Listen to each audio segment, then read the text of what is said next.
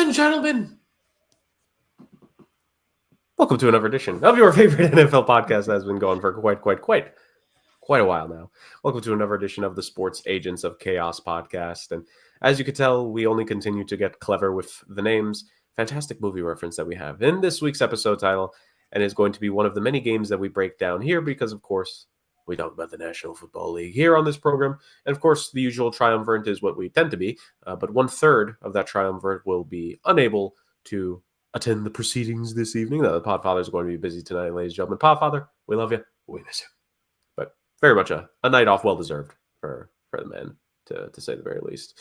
But joining me, of course, when there's two of us, well, it's pretty consistent. Myself, the Iceman, and my guy with me here, our games master, Justin. Justin, how we doing? I'm doing good, Jerk. How you doing? I'm doing good. You know, I'm just wrapping up October. I mean, I'm fairly certain I've told you guys in the chat, aside from it being the month of my birth, I just love October, man. Like, we still have a couple of these warm days, right? Those warm days are about to be bye-bye next week, but we still have a couple of these warmish days, like some last days here in the low 70s, even some mid-high 60s we're still going to have for a little bit. Some nice cool breezes. Like, peak sweater weather happens in October. Even with global warming trying to ruin it. We do get some sweater weather days this month. And, of course, it's spooky season that everyone loves. So, and, of course, I mean, we look, think about October. Basketball starts, hockey starts, baseball in the postseason, hitting the peak of the postseason. And NFL, we're slowly, I mean, still a couple weeks away, probably more November is the proper time to say, but we're approaching mid-season. October is almost like, is it the true zenith of the sports calendar, Justin? Yeah. It's usually October and April that really come together. And April's not even really football; it's just draft. Yeah. Like draft talking into the draft. It's like you almost maybe consider May because, like, I mean, well, yeah, if you want like more closer to the start of the Major League Baseball season, April, but in terms of like May, yeah, no, April, May, around that time. Draft postseasons for two of the big four. Baseball has just started up, so it's like that. Still the new hope of, could your team do something? Could you have a second half come back into the season type deal? Yeah, no, I think April, May is in October. That's the perfect time. So speaking of perfect time for us to continue with our chaotic program. Of course, as you can tell by the title, ladies and gentlemen, a certain team that we've had plenty of time and fun in this season so far, lamenting their plight and what has been a tough season, to say the very least. We'll be talking about them later in this episode, to say the very least. Some teams won, some teams lost, and we got to react and analyze, of course. So in a bit, we will have this week's rendition of All Gas, No Breaks. The powers that be have chosen myself to bring the plate of takes this week. Plate of takes. We got to write that down, Justin, future shirt idea. But I have been chosen to do that this week, so we'll have that, which means Justin's turn will once again come around next week de facto, because the powers that be do love themselves continuity. So Justin, the expectations will be for you next week. In the meanwhile, we will be ending with the hashtag SAOC Pick Challenge, which, of course, as you guys can figure out and have seen in the past, with no Podfather in this one, with us not doing the picks live, we did the picks before the show, so we will announce it to you and maybe have a little bit of fun, just like talking about logic, reactions to when we were making the picks to each other in chat, and more. So we'll be ending off with that. And yeah, that'll be the main event of this one. But before we get to that, Justin, fun football chaos. Let's have a little bit of fun. And of course, always with the football aspect. A couple weeks ago, when the Podfather and I started off the proceedings, and when you joined in on, we were playing like a little bit of a Hall of Fame game. And it was, of course, influenced by the fact that when I was at work, I was hearing a lot of conversation about, initially, of course, the one we talked about weeks ago was quarterbacks. You know, if the original was if Lamar Jackson and Josh Allen had retired today, that being a couple weeks ago, I'm sure probably similar proceedings today. Like, our thought was, would they be like, what are the chances of them being like bona fide Hall of Fame candidates, and like what we all felt? And for the most part, the three of us believe that Lamar, more surefire case right now because of the individual success, because of more basis on the awards, closer to being a more immediate inductee than Allen. Allen's still a little bit of time, but of course, a Hall of Fame talent in his own right, is producing and is only going to continue to do so over the coming years. So that was our thought on them. I'd also shared that, even though we didn't really talk about it on the show, like other names that come up, and maybe we'll bring it back to quarterbacks in future rendition of this, because like some coworkers of mine brought up, like, what about Matt Ryan? What about Jared Goff? And I'm like, oh, okay, that's interesting, because, you know, one of them was, the reason they brought up Jared Goff because they were comparing, like, you know, what are your feelings on a guy like Matt Ryan? And then you look at a guy like Jared Goff, who would still have to continue the production, but approach a Matt Ryan statistically. And what would your differentiator be? Various things like that. This is essentially, ladies and gentlemen, one way or another, this is all going to lead to us doing one of those tier lists one day that we talked about in the past. We'll get it together one of these days, maybe. But we'll play it slowly but surely with some of this. And so this next name, Justin, for the Hall of Fame game, I got one guy this time. Came up to me, like I was telling you pre-show, a couple nights ago. I was in, and it was myself and two other people, editor being one of them. And, in kind of like the downtime, we were just talking stuff. We watched the Monday night game, and a name came up a couple names came up when we were just talking about, like, Hall of Fame, right? Because you see Mahomes there. Mahomes is the definition of, if he retired today, he'd be a Hall of Famer, right? No question about that. I'm sure you agree. And, when we started talking about, like, Hall of Fame, I'm like, I brought up the whole thing, like, as we talked about on the show, I think last year, and our reaction to them, like, Luke Kuechly, that he didn't get in first ballot. When Patrick Willis did, we had that conversation here, and you, in part because of you, have named that player in trivia, bringing up, like, the two of them in the past, and we've compared their resumes and how close and similar they are to each other. Like, defensive rookies of the year, so many All-Pro selections between the two of them, both being on NFC teams that were at the peak of their powers, made it to a Super Bowl and just fell short. Like, so many similarities between the two, and that we were more confused. No disrespect to Patrick Willis, we all know how amazing of a player he was, but it's like firmly deserved to be first team, like a first ballot. But why was it not Luke Kuechly? So Luke Kuechly is not the name that I have, but just so you know where we were kind of going with this. So I was just, like, starting to think of, like, getting away maybe slightly from first ballot. Like, who's a guy that, like, you look at him and it's like, there's numbers there. There's a lot to back it up. But just in your mind, is like, is he going to have to wait his turn potentially? And, we've talked about it when we've previewed the Hall of Fame stuff in seasons past, and we'll probably do another episode, of course, as we get closer to the Hall of Fame this year, in our own mini selection committee type deal. This name came up, Justin, so I want to hear your thoughts on this guy. And if you need me to immediately, like, just say, like, what his credentials are, before you give your take or before you give your full analysis, I can also do that. You'd let me know. The name that I've brought for the NFL Hall of Fame game this week, Justin, the veteran Calais Campbell, came up in conversation. And I was like, oh, this is one of those interesting ones, to say the very least. So I want to get your take on Calais Campbell and his status in your eyes for the Hall of Fame game. I would call it the Hall of Fame-o-meter, but we already have the hot seat-o-meter and gotta differentiate it. So in the Hall of Fame game, Justin, where does Calais Campbell rank in your eyes? It's always interesting when you bring up a defensive player, because a lot of defensive positions aren't statistically what what you're looking at. I mean, you gotta look at the stuff that he did off of the field as not off the field, off the stat sheet rather, as a defensive player, because a lot of the times it's just not it's not there. You're not going to see, especially nowadays you can kind of quantify anything in the NFL, but like Calais Campbell's also been in the NFL for 20 years. He's been super long career. He's drafted in 2008. Yeah, he was drafted in 2008. Yep, 2008 second round Cardinals. pick, 50th overall. Second round. So, he's only got one first team All Pro, and he's got 6 Pro Bowls as a player, especially recently. He's got the longevity, but as a defensive end, like, where does he rank? So my measuring stick now goes to where does he rank against the players of his own position? Right. So, like, he's got 100-something sacks. How many players have 100 sacks? It's relatively limited, but I know where you're going with this in terms of comparing him to those in his echelon. Yeah.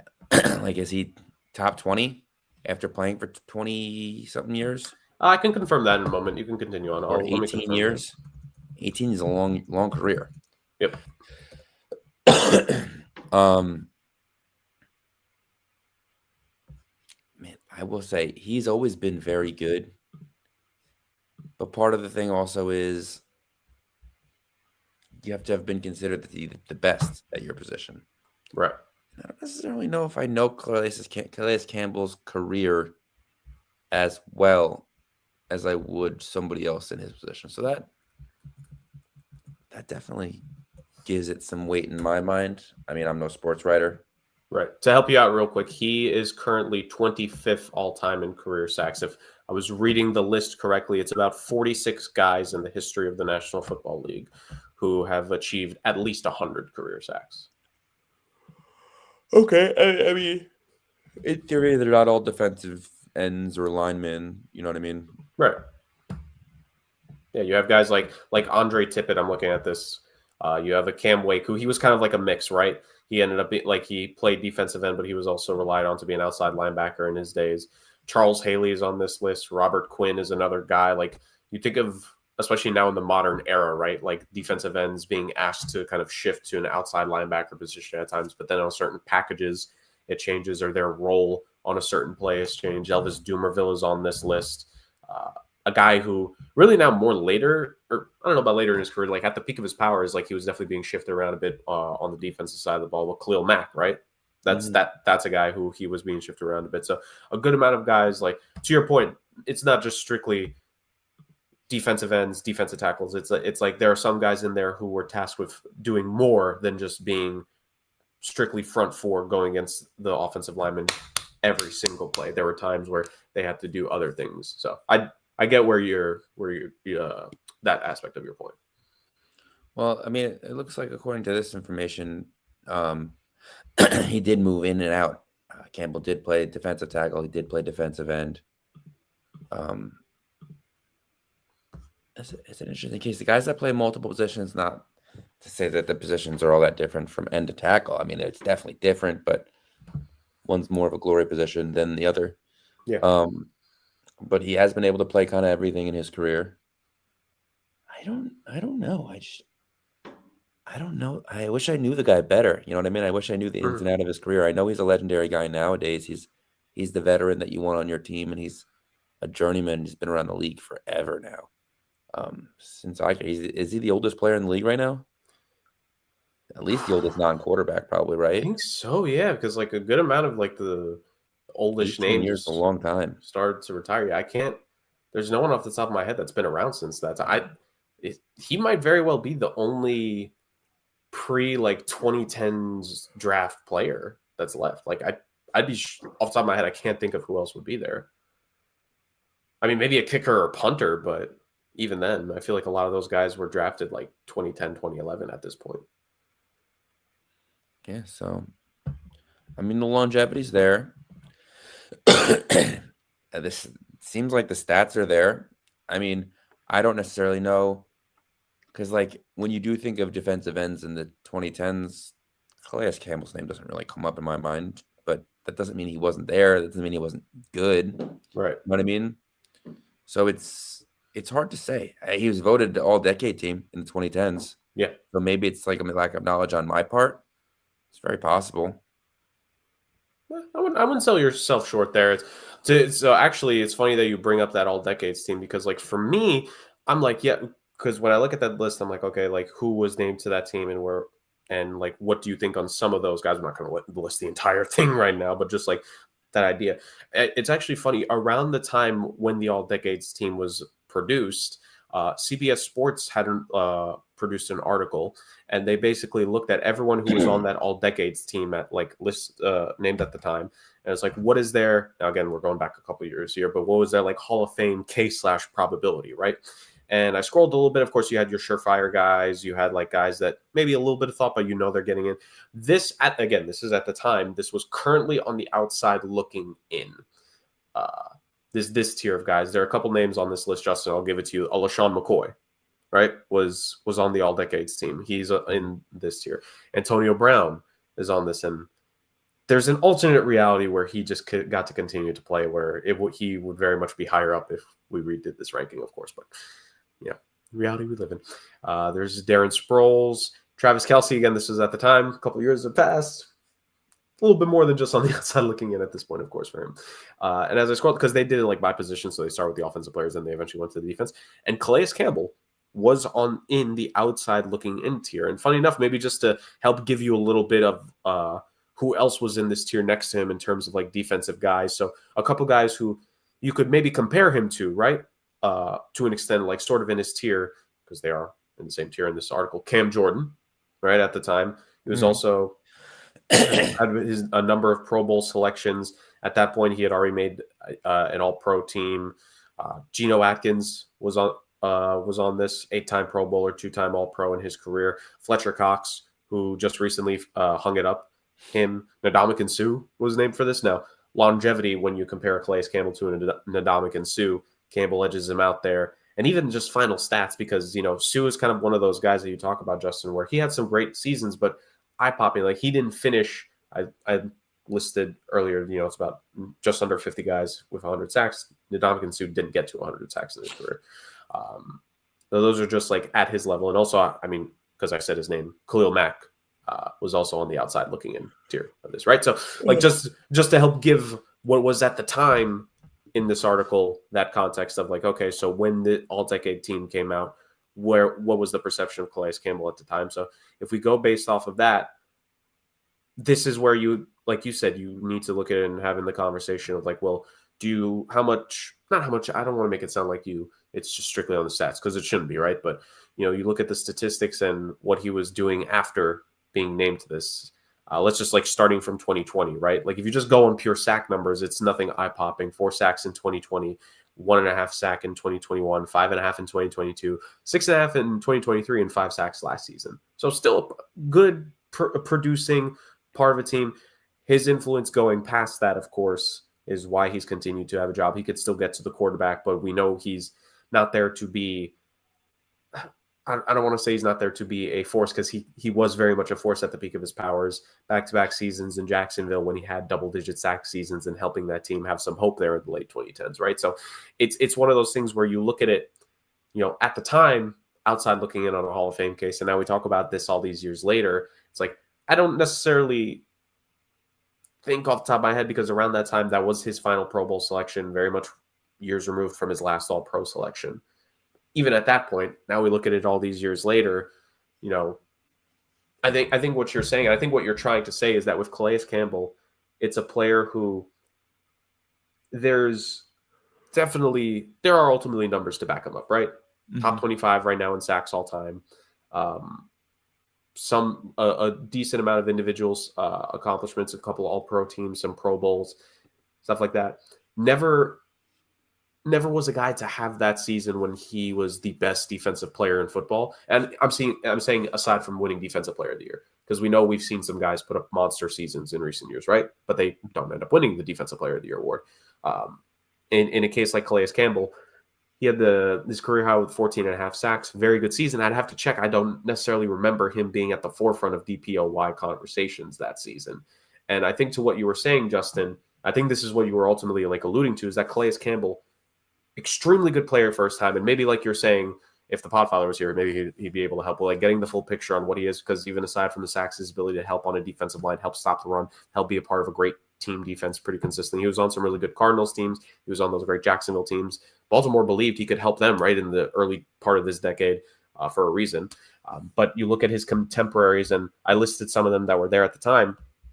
But Justin, let me tell you some guys that he is currently technically a contemporary of that you probably would put ahead of him, right? And this is the conversation that we've had in the past, right? Of when your Hall of Fame, when your name first comes up for the Hall of Fame, who in the most recent, like, let's say 2 to 3 year window came up that is going to be brought up again? Who retired at the same time as you that's going to be brought up on that same ballot? And who's probably going to be coming up in a few years? Maybe what could help Calais Campbell is some of these guys may not necessarily be retiring in the next 2 to 3 years. So that could help a shot. But let me just list you a couple names here, Justin. The 2021 Defensive Player of the Year, 6-time All-Pro, 7-time Pro Bowler, TJ Watt. Also has over 100 sacks in his career, 111, nearly as much as Campbell, and he's only going to continue rising up the list. This guy, I think was it this season or late last year? He became one of, if not the fastest players to get to 100 career sacks, but Myles Garrett, right? 6 All-Pro teams, 6 Pro Bowls, Defensive Player of the Year award. I mean, just a physical freak of nature, man, is Myles Garrett. I could have sworn I had him pulled up. Oh, here it is. It was highlighted differently. J.J. Watt, 3-time Defensive Player of the Year, 7 All-Pro selections in his career, twice led the league in sacks at his peak, multiple 20 sack seasons as well for himself, right? Guy who just recently retired. You want to talk about a list of accomplishments. Justin, I think you'll get the name here with just me listing his accomplishments. Super Bowl champion, 3-time Defensive Player of the Year, 8 first-team All-Pros, 10-time Pro Bowler. I think you know who I'm talking about. Defensive tackle. Aaron Donald? Yes, sir. So, those are some of the names that, because of Calais Campbell's longevity, it's one of those things that we marvel at.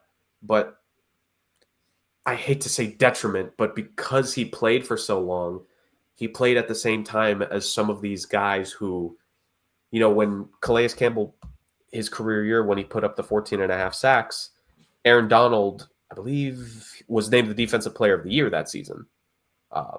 Or maybe I might be off by a year. But in that time frame, Aaron Donald won a Defensive Player of the Year when Calais Campbell was putting up his best numbers, right?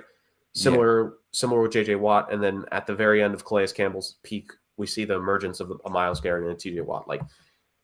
I guess you could say kind of the detriment to him being in the league so long is that, he was good, he was consistent. But the real question is was he, for a consistent period of time, the pinnacle of the league on that defensive line compared to the guys that he's ultimately going to be compared to, right? That's my thought about it. Because, like I said, I just don't ever remember him being listed with these guys. I don't ever remember him being like, you have all these top players, and when we had Defensive Player of the Year candidates, was Calais Campbell a top 5 candidate in any of these years? Was he the guy? Where was he in his voting? I just don't remember hearing his name right for all this stuff. And again, I've never really been a defensive guy. I love watching good defense, but obviously the team sport, there's glamour positions and there are non-glamour positions, and he's, switched in and out of it. But I don't ever remember seeing him. And maybe it's because his game itself is not so excited. I mean, he's just such a fundamentally sound guy that he's played at a high level for so long. He's not flashy. Right. He just gets his job done. You know what I mean? Yeah. It's so hard to judge a defensive guy like that because that's the question. Are we talking stats on defense? There's so much that shows up that, I'm sorry, the opposite doesn't show up. Yeah. On paper, that you're just kind of like, just because he doesn't have those stats doesn't mean he's not that guy. Right. And to your point, the highest he ever did get with Defensive Player of the Year, kind of like I was mentioning, I was actually on the ball. I thought I was maybe off by a year, but the 2017 Defensive Player of the Year voting, he finished second to Aaron Donald in the vote. Donald ended up getting, I'm assuming these are the proper voting numbers, 23 votes. I don't know if that's a combination of it or first place or whatever it was, but from what I'm seeing on Pro Football Reference, Aaron Donald got 23 votes. Calais Campbell got 17. So it was extremely tight that year. Campbell had 14.5 sacks. Donald had the 11.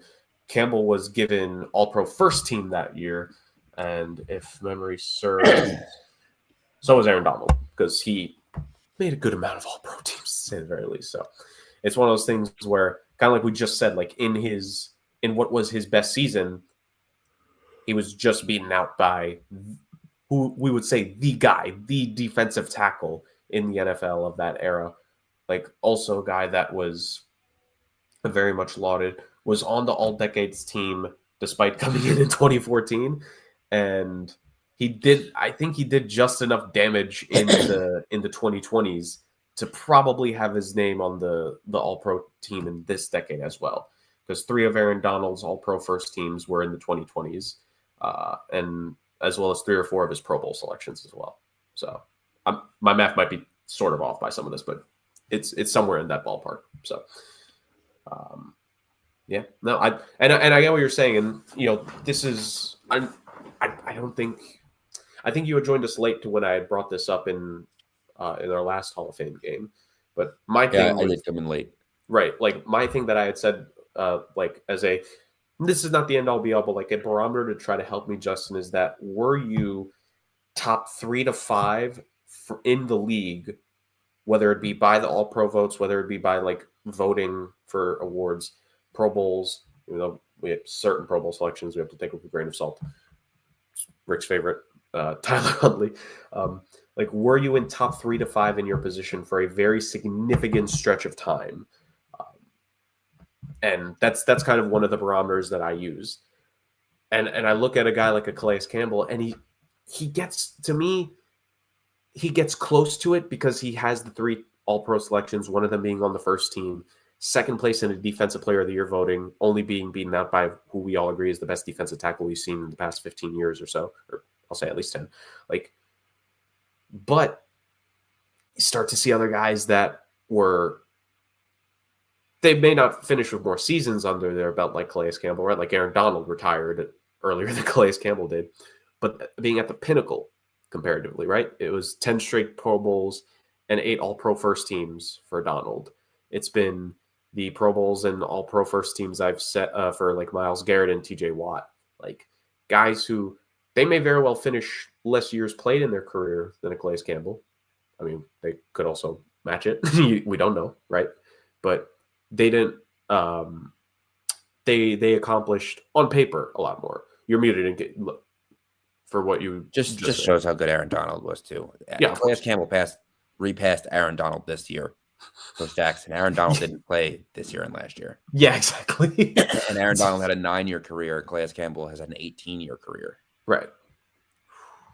And one played only defensive tackle. Yep. Which is much harder to get a sack in, at least. Yeah. So you could go either way on this. Like, obviously, you know, our word is just our opinion and what we think. I think Calais Campbell's a good player. It kind of what we talked about in a couple weeks ago. Like, it could very much end up a case where maybe he does get in one day, but it's down the line. You know what I mean? I definitely don't think he's a first ballot, but it feels wrong to pick either side. Mm-hmm. That's my issue right now. Like, he's not a Hall of Fame. He's not a Hall of very good guy. Right. But I don't necessarily know if he's a Hall of Famer either. So, right. Like, he walks such a weird line. I mean, I think the right answer is eventually to put him in. He's that good. He's had that good of a career.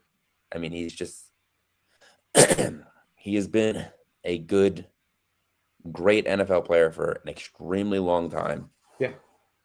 I think maybe part of his issue is that he was not always on relevant teams.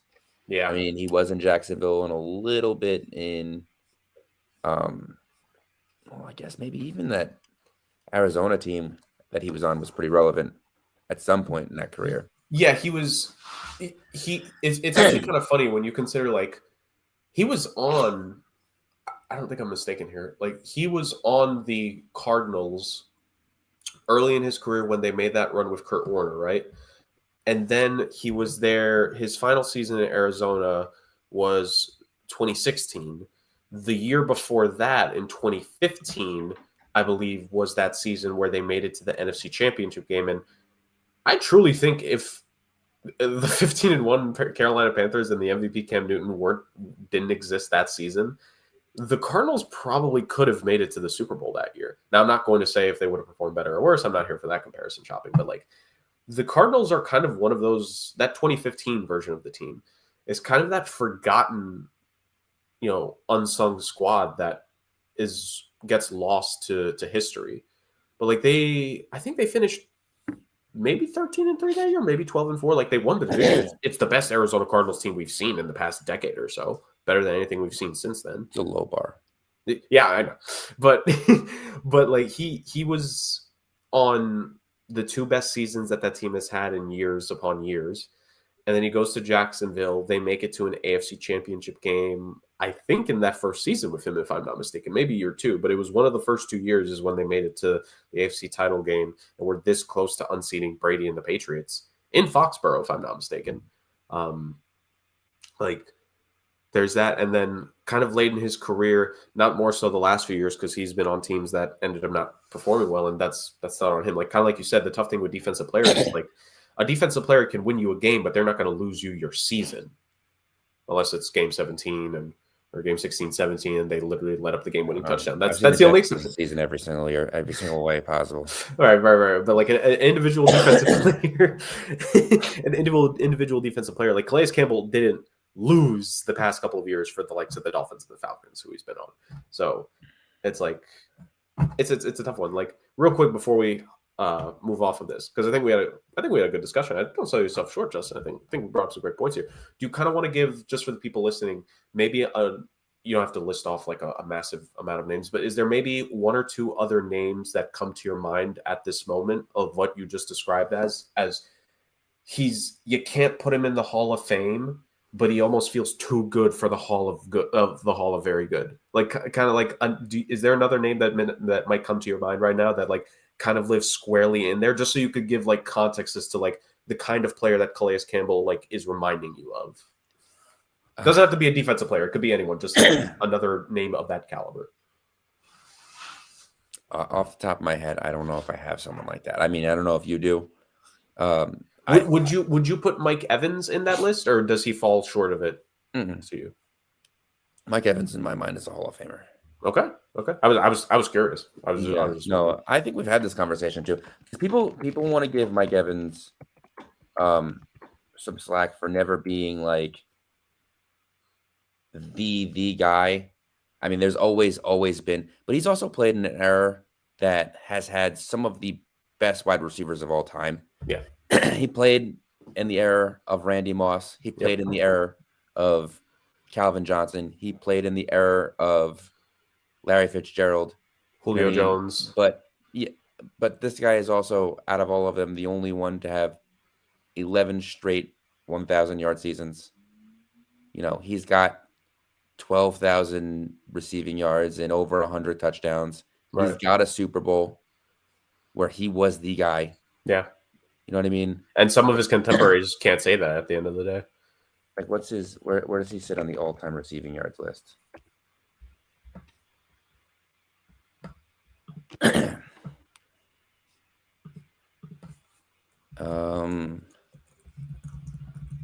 Let's see. He is he above or below? He's above Devontae, and everyone says Devontae is pretty much a surefire, right? Right, and touchdowns as well. Mike Evans is 9th in career touchdowns right now, also above Devontae Adams on that list. And he's 22nd in yards, which is above Travis Kelce and Devontae Adams. So, I mean, people don't realize how good he really has been. Yeah. I was just curious with the list of quarterbacks that he played with. Yeah, and ultimately, like, he did get to prove himself, because then when he played with a top tier, when he played with that top tier quarterback for himself, finally,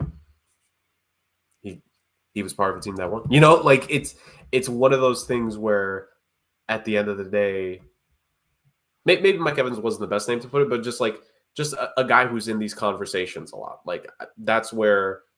And of course, I lean more on your side. I think Mike Evans will be a Hall of Famer, so I do agree on that aspect. Like, I'm just because of like the dialogue that happens with a guy like a Mike Evans, I almost wonder if Calais Campbell is kind of like at least like somewhat close to that style of conversation, to where like there are numbers there, and kind of like you're saying, maybe like some of his peak seasons do get forgotten, but people know how good he was. Like, the people that know how good he was. So it's just one of those things. I felt it was a good name to bring up to the forum today, because, I mean, kind of like we talked about, like top 25 in sacks right now. Ultimately, we'll end up getting passed by certain guys like TJ Watt.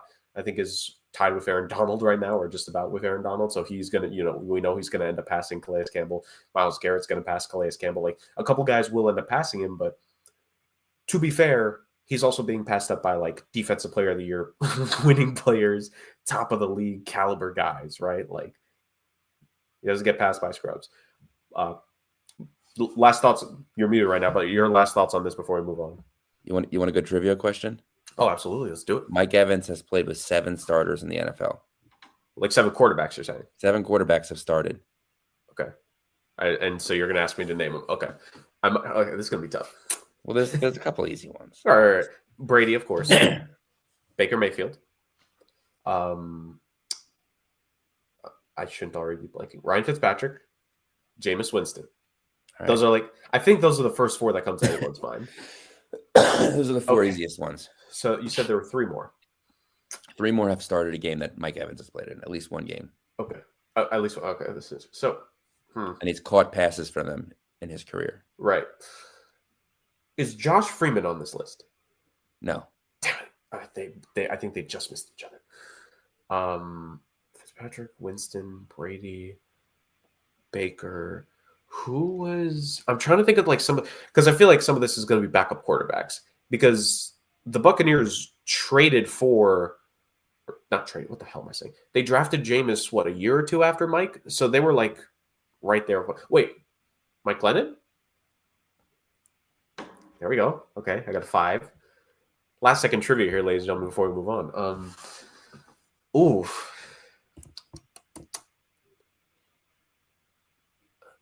No, he had to have retired. Maybe.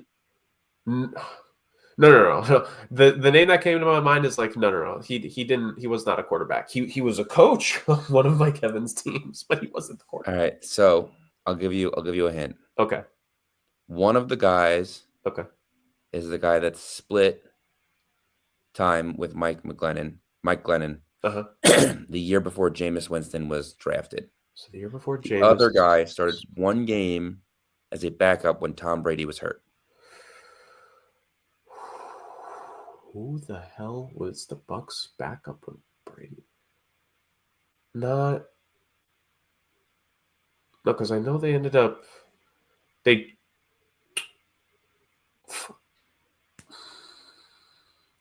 both of the, I feel like once you say these, like I'm gonna know who these players are, but it's just not. Wait, who was the Bucs quarterback for Brady? I'm really trying to remember. It wasn't Ryan Mallett, was it?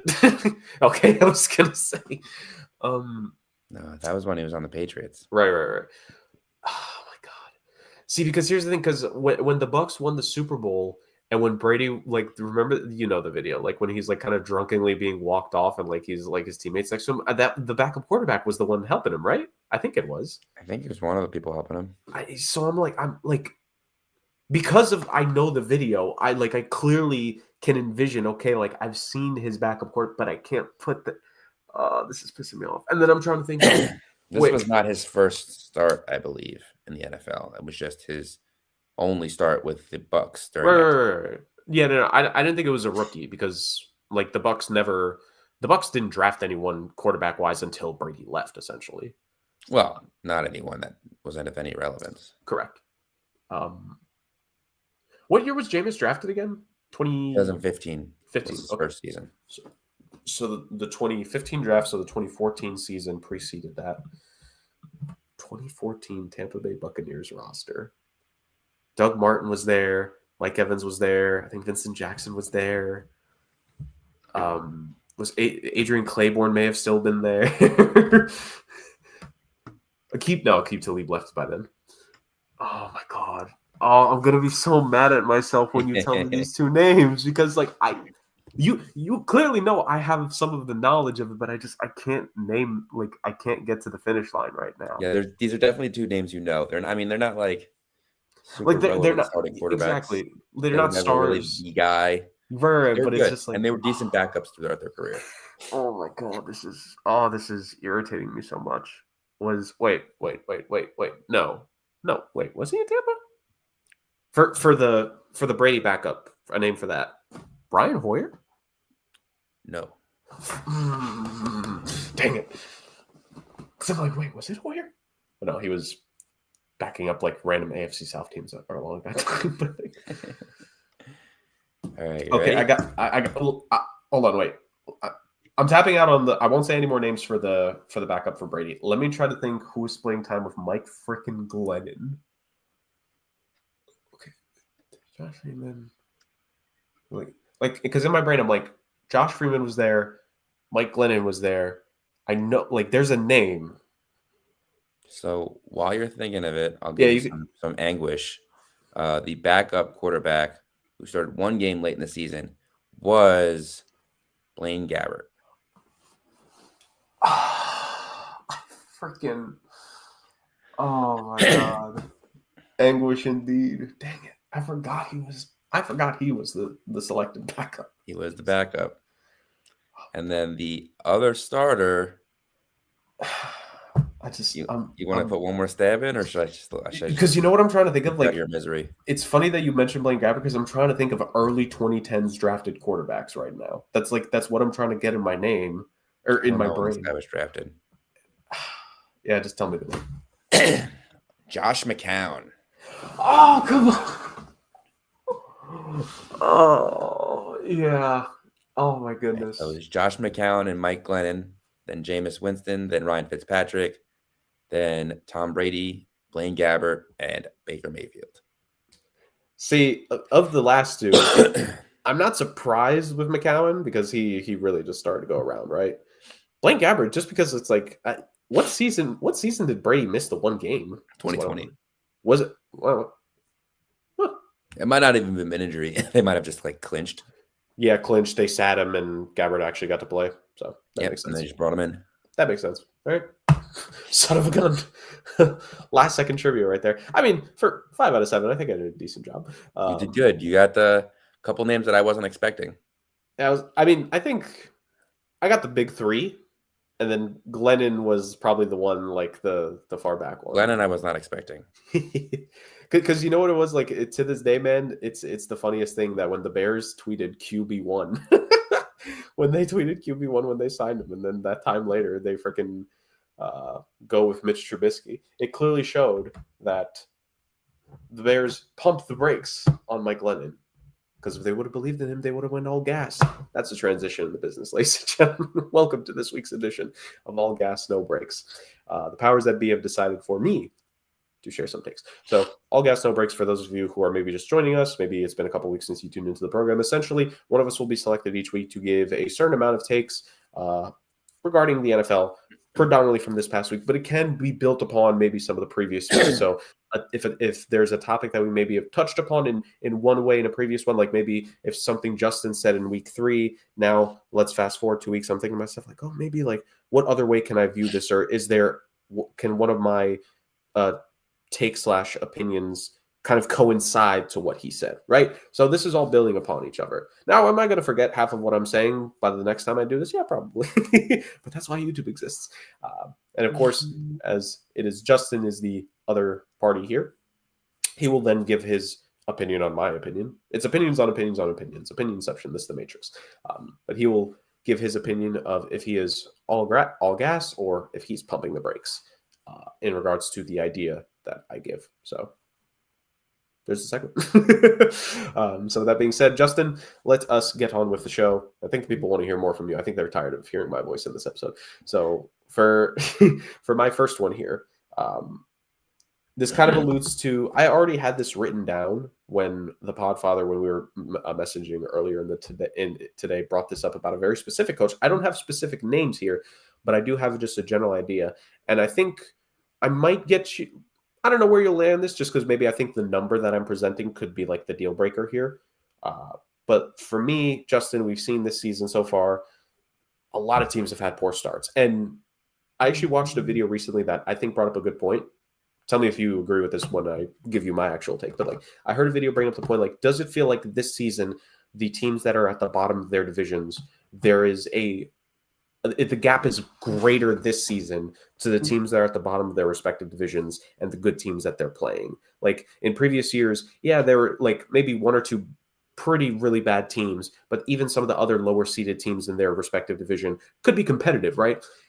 Like this person was basically saying that it feels like some of the teams that have gone off to these, I know we're an extra weekend, but like 0-4, 1-4, 1-3, like teams that got off to those starts, it feels like they've been less competitive, like game in and game out this season. That was their opinion. I'm like, okay, that's very interesting. And when you look at some of the teams that have gone off to this poor start, we know at some point a poor start catches up. So, Justin, my first take on this week's All Gas No Breaks is that at least 4 coaches will get fired during this NFL season. Oh, that's an interesting one. I have to look at the teams and their records right now while I answer that question. I can give you records if you want to think of like team situations right now. I can go through it as I go. Mm-hmm. I don't know if the Jets fire their coach, but God, I hate watching them.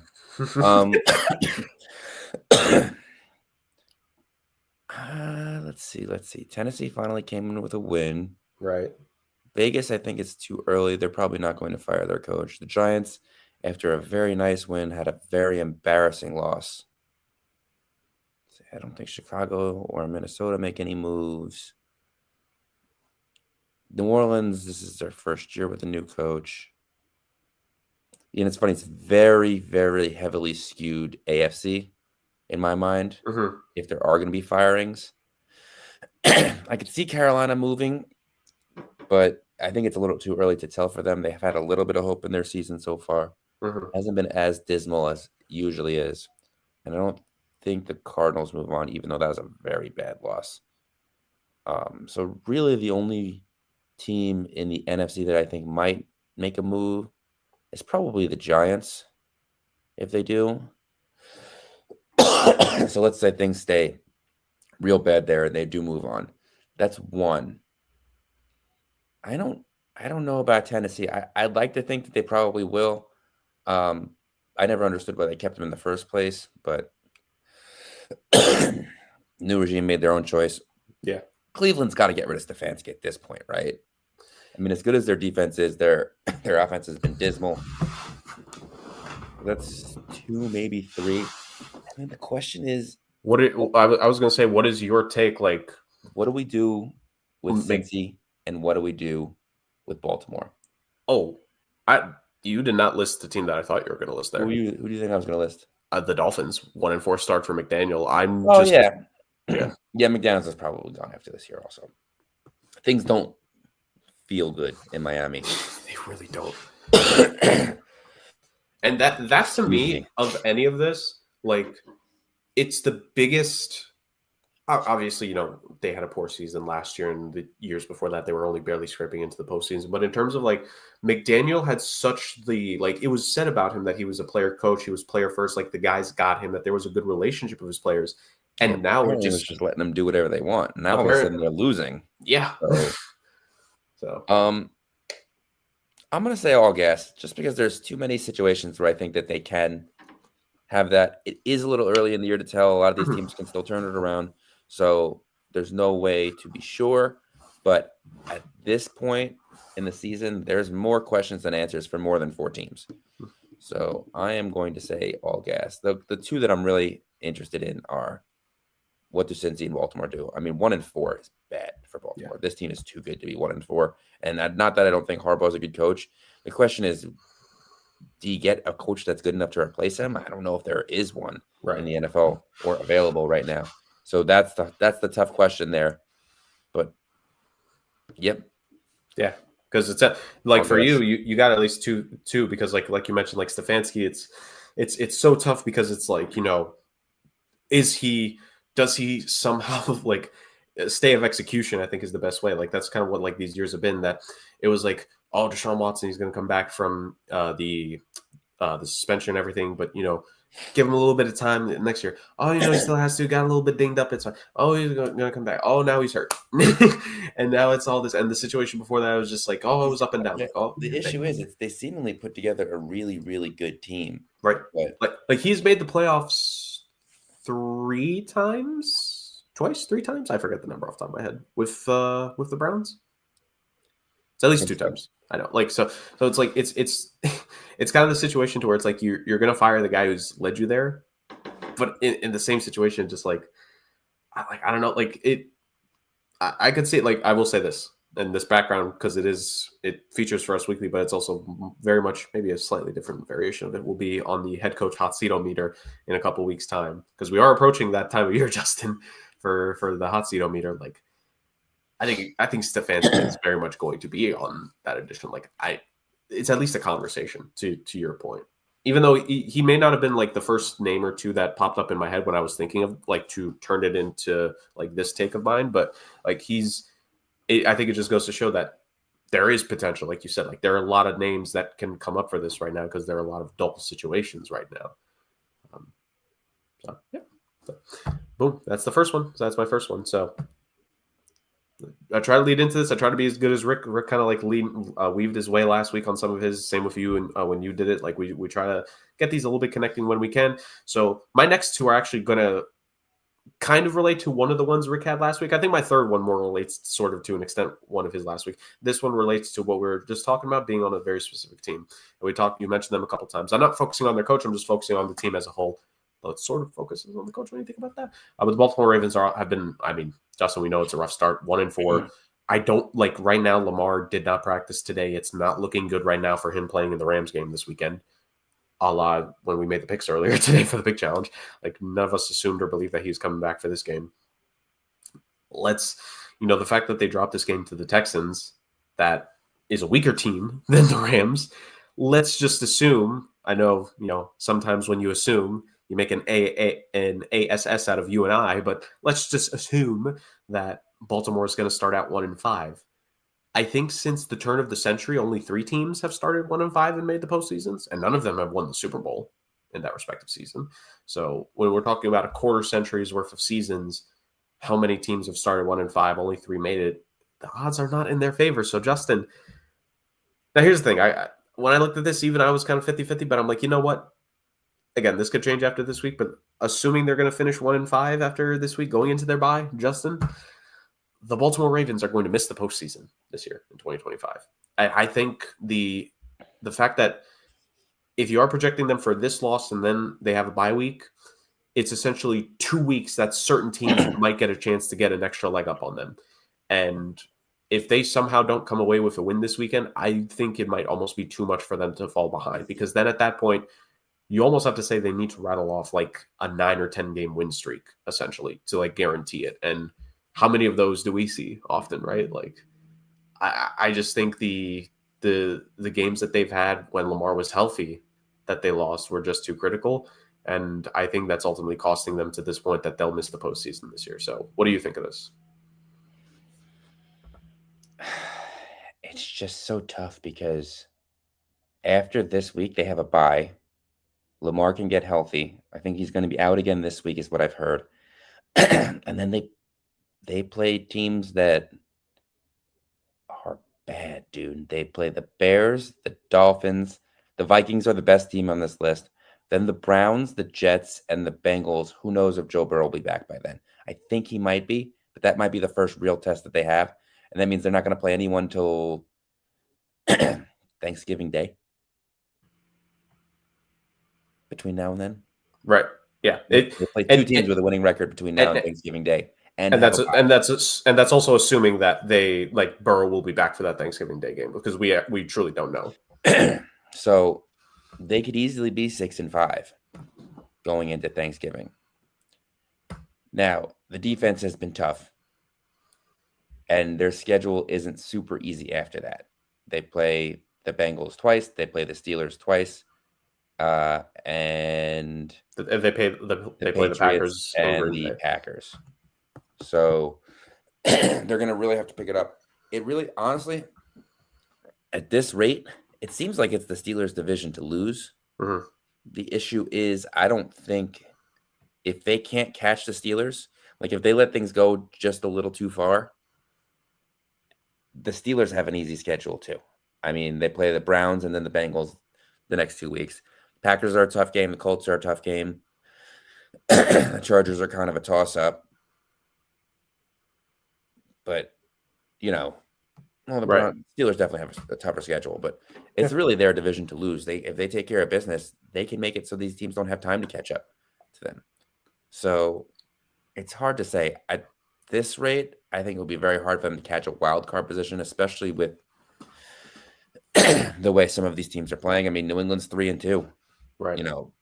Indy and Jacksonville are both 4-1. Right. Yeah. Like Denver and the Chargers are both 3-2, and yeah, it looks like Kansas City is not as bad as they think they might be, although they did just lose to Jacksonville. So yeah, it's hard to say, but yeah, I this might have to be an all gas also, Jarek. I think that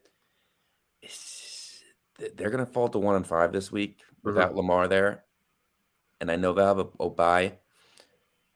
1-5 is hard to overcome, dude. Yeah. That's a tough tough. We've seen it done before, but that's a really, really tough pill to swallow if you're a Ravens fan. Yeah, because my logic is, and That's it's not part of the even reason that Harbaugh is on the hot seat in my mind. Yeah, because and for me, like here's the thing with Lamar being out, we've seen this ever since he's been like the times in previous years that he was getting hurt, that this team season falls apart whenever he gets injured. But like I think even this more than any other is the fact that it's not just the offense, it's the fact that the defense. I mean, I'll get back to the offense in a second. It's the fact that this defense that was supposed to be one of the best in the league this season, like 44. Now I know this is not all offense, but like just bear with me here. 44 points ultimately given up to the Texans, 37 to the Chiefs, 38 to the Lions, and 41 to the Bills. Like that's not good. Like I know certain situations, maybe the defense had some short yardage situations in some of these games. Maybe they get too tired eventually. Like they had a rough second half against the Lions. I think was it the second or third quarter where the game really got away with them against Kansas City. It was one of those. I don't remember. It was. But we know it got away from them obviously because they ended up losing by 17. Like yeah, second quarter actually. The Chiefs scored 17 in the second and then 10 in the third. That doesn't help. Like it's one of those situations where like the defense has faltered them. And I gotta say, I think we need to give it one more week. Maybe this is a conversation for you to start next week with yours, Justin. I know Lamar being there would help him, but Derrick Henry doesn't look to be at his peak form right now. After starting the season in the first two games really good, ever since the Lions game, he hasn't been good. Like I just full honesty. Like he hasn't played good. He lost the football late in the Lions game in a crucial fumble. Like it's been tough goings for the King to say the very least. Yeah, I mean the fumbles are tough, and that's probably also led to a decline in his usage a little bit. I mean he's only got 64 attempts. That's low for him, but he's got 317 yards and 4 touchdowns. They're going back to this thing where they don't use him on third and fourth down, which I think was as a mistake, especially in short yardage situations. Right. he's got to be on the field, and I get that the fumbles have been an issue. It's something he's either going to correct or going to retire. But right, I think that it's something more likely that he corrects. Yeah. And I will give him credit. He has not fumbled since the Lions game, but that Lions one sticks out so much because it's 3 games in a row. Yeah, to start the season. It was the Bills game, which was 2 of them cost them the games. Yeah, the Bills won and the Lions won. The Browns won, they were up by so much it didn't matter. Yeah. So, yeah, all right. I got him so far, ladies and gentlemen. We're 2 for 2. There's some merit in this brain. This third one, kind of like I was telling you, if you did watch back last week's episode, Justin, which I don't even say, did you? I know you did. The Podfather gave his opinion, kind of almost similar to what you just kind of talked about there, where, like, to Rick, as of this moment, I'm sure this is still true a week later, is that he thinks only one team in the AFC North is going to make the postseason, which obviously by default is going to be the team that wins the division. So with that logic, that leaves the 3 other divisions to take up the 3 wildcard spots. So, I look at it of the landscape, and of course we know there are tough teams, right? Like right now, the AFC West is this is the tough part for me because I looked at this take and I'm like, okay, maybe this is the take that I maybe am the least behind, but there's momentum right now for this right here. This would be the first time since the 2020 season that this division will welcome multiple teams into the postseason. The AFC North falls, Justin, but the AFC South will rise again. Because my third take is that we will see multiple teams from the AFC South make the postseason this year. Now, by definition, that just means 1 wildcard team along with the division winner. I'm not predicting 3. I'm not that stupid. But I will say as of this moment, one of the wildcard spots can belong to one of the other AFC South teams. You have, of course, the fact you mentioned both the Colts and the Jags are 4-1. This is a fantastic start by the Colts, who with Jonathan Taylor, with that defense, even if Daniel Jones has some bad games here and there, I think they're doing a lot for themselves. This is a Jacksonville team that is somehow finding ways to win. Congrats to Liam Cohen, by the way. I think he's top 6 all time in career wins for Jaguars coaches, Justin. Let that sink in. And like, even though they're 2-3, like, so they're only 1 game above Baltimore right now, but the Texans are back-to-back wins, and they slaughtered Baltimore. So I don't think we can count out the Texans yet necessarily for a little run. I'm saying 2 teams in the AFC South make the postseason this year. I know I put multiple, but it essentially means 2. Yeah. Well, the issue is the first team I looked up was the Houston Texans when you said that. As much as I think that they did good last week and that they might be able to turn it on, they have a tough road ahead. They got some uphill skiing Right. for them to make the playoffs, even as a wild card. They're 3. It's not impossible, but they play a lot of teams. I'm looking at the Jaguars. Their road is the toughest, real quick, just because they've won the division the last 2 years. So, compared to the Jags and the Colts, to your point. Jacksonville is, I think, a little bit easier. They play the Seahawks this week, which is by no means a gimme. The Seahawks are a good team. They came. If Sam Darnold doesn't throw a late interception last week, maybe they are 4-1 as opposed to 3-2. The Rams is a tough game, but then they play, the Raiders, the Chargers at home, the Cardinals, the Titans, the Jets later in the year. Titans twice, actually. So I think that they have a serious shot. They got to take care of business where business needs to be taken care of. But it's tough. I will tell you the team that's impressed me the most this season, and it's got to be the Colts. I mean, they're just a team that in my mind came out of nowhere. We always knew that they had a good roster, but they've never really put it together the way they've been putting it together recently, and especially with the emergence of Danny Dimes, who just seems to be lighting the world on fire. I'm gonna pump the brakes on this for now. I think it's possible, but I'm not willing to fully commit to a division that has just been heartbreaking over the last 5-6 years. I think all of their schedules are of medium difficulty. There's not really a ton of soft spots. There are some easier than others, but I'm gonna pump the brake. I can't be 100% on this yet. I don't blame you. Like I said, this was the one for me where I'm like, even I have questions of it, but I think right now the momentum for the Colts and the Jags, the fact that they won the Chiefs game is just absolutely absurd. There's that win. I picked them in my pick and pool, but I did terrible the rest of the week. Yeah, we'll talk about that in a little bit. For all of us, we all had awful weeks on the show when picking, to say the very least. We are somehow regressing after that amazing week we had a couple years ago, or a couple years ago too. Like a couple weeks ago, that amazing week as a podcast that we picked as. Now we suck. But yeah, this was also the one that for me, I'm like, I'm kind of tough on. I kind of had to sell myself more on this one, even compared to the others. But I see, part of it for me is I see a vision there, and I'm kind of with Rick. I think you're probably also sort of leaning towards, if not fully in on, the AFC North probably is only going to have one team in it. And at the current moment, the Patriots are good, but probably the AFC East may only have one team. It's not a guarantee. So it's it's juggling. It's a possibility. It's not, like you said, it's not locked in, but it's a possibility. And 5 weeks in, I don't think we were going to be saying that about the AFC South. So there that goes. All right, Justin, from the AFC, because I feel like, ironically, even with the coaches one, you kind of pointed out how you were leaning favorably in the AFC. I think there are still some NFC coaches who but either or. So from neutral to 2 AFC, let's go NFC for my last 2. This next one from kind of lower bottom feeders. Let's get to the top tier teams, Justin, because sometimes there do be trouble in paradise. This team has featured multiple weeks already in All Gas No Breaks from the NFC side. We brought them up multiple times, I think for good reason. Our show, Rick pointed this out. Every once in a while, Justin, there are things that the 3 of us see, and we put it out before anyone else sees. And the 20 people that watch this back, they're with us. So that being said, this is a team, like I said, this isn't about the team as a whole. This is about an individual player on this team. Funny enough, actually, these last 2 are both going to be more individually focused. The Philadelphia Eagles just lost this past week to the Denver Broncos. I had a feeling that was a potential for an upset game, with good reason, apparently.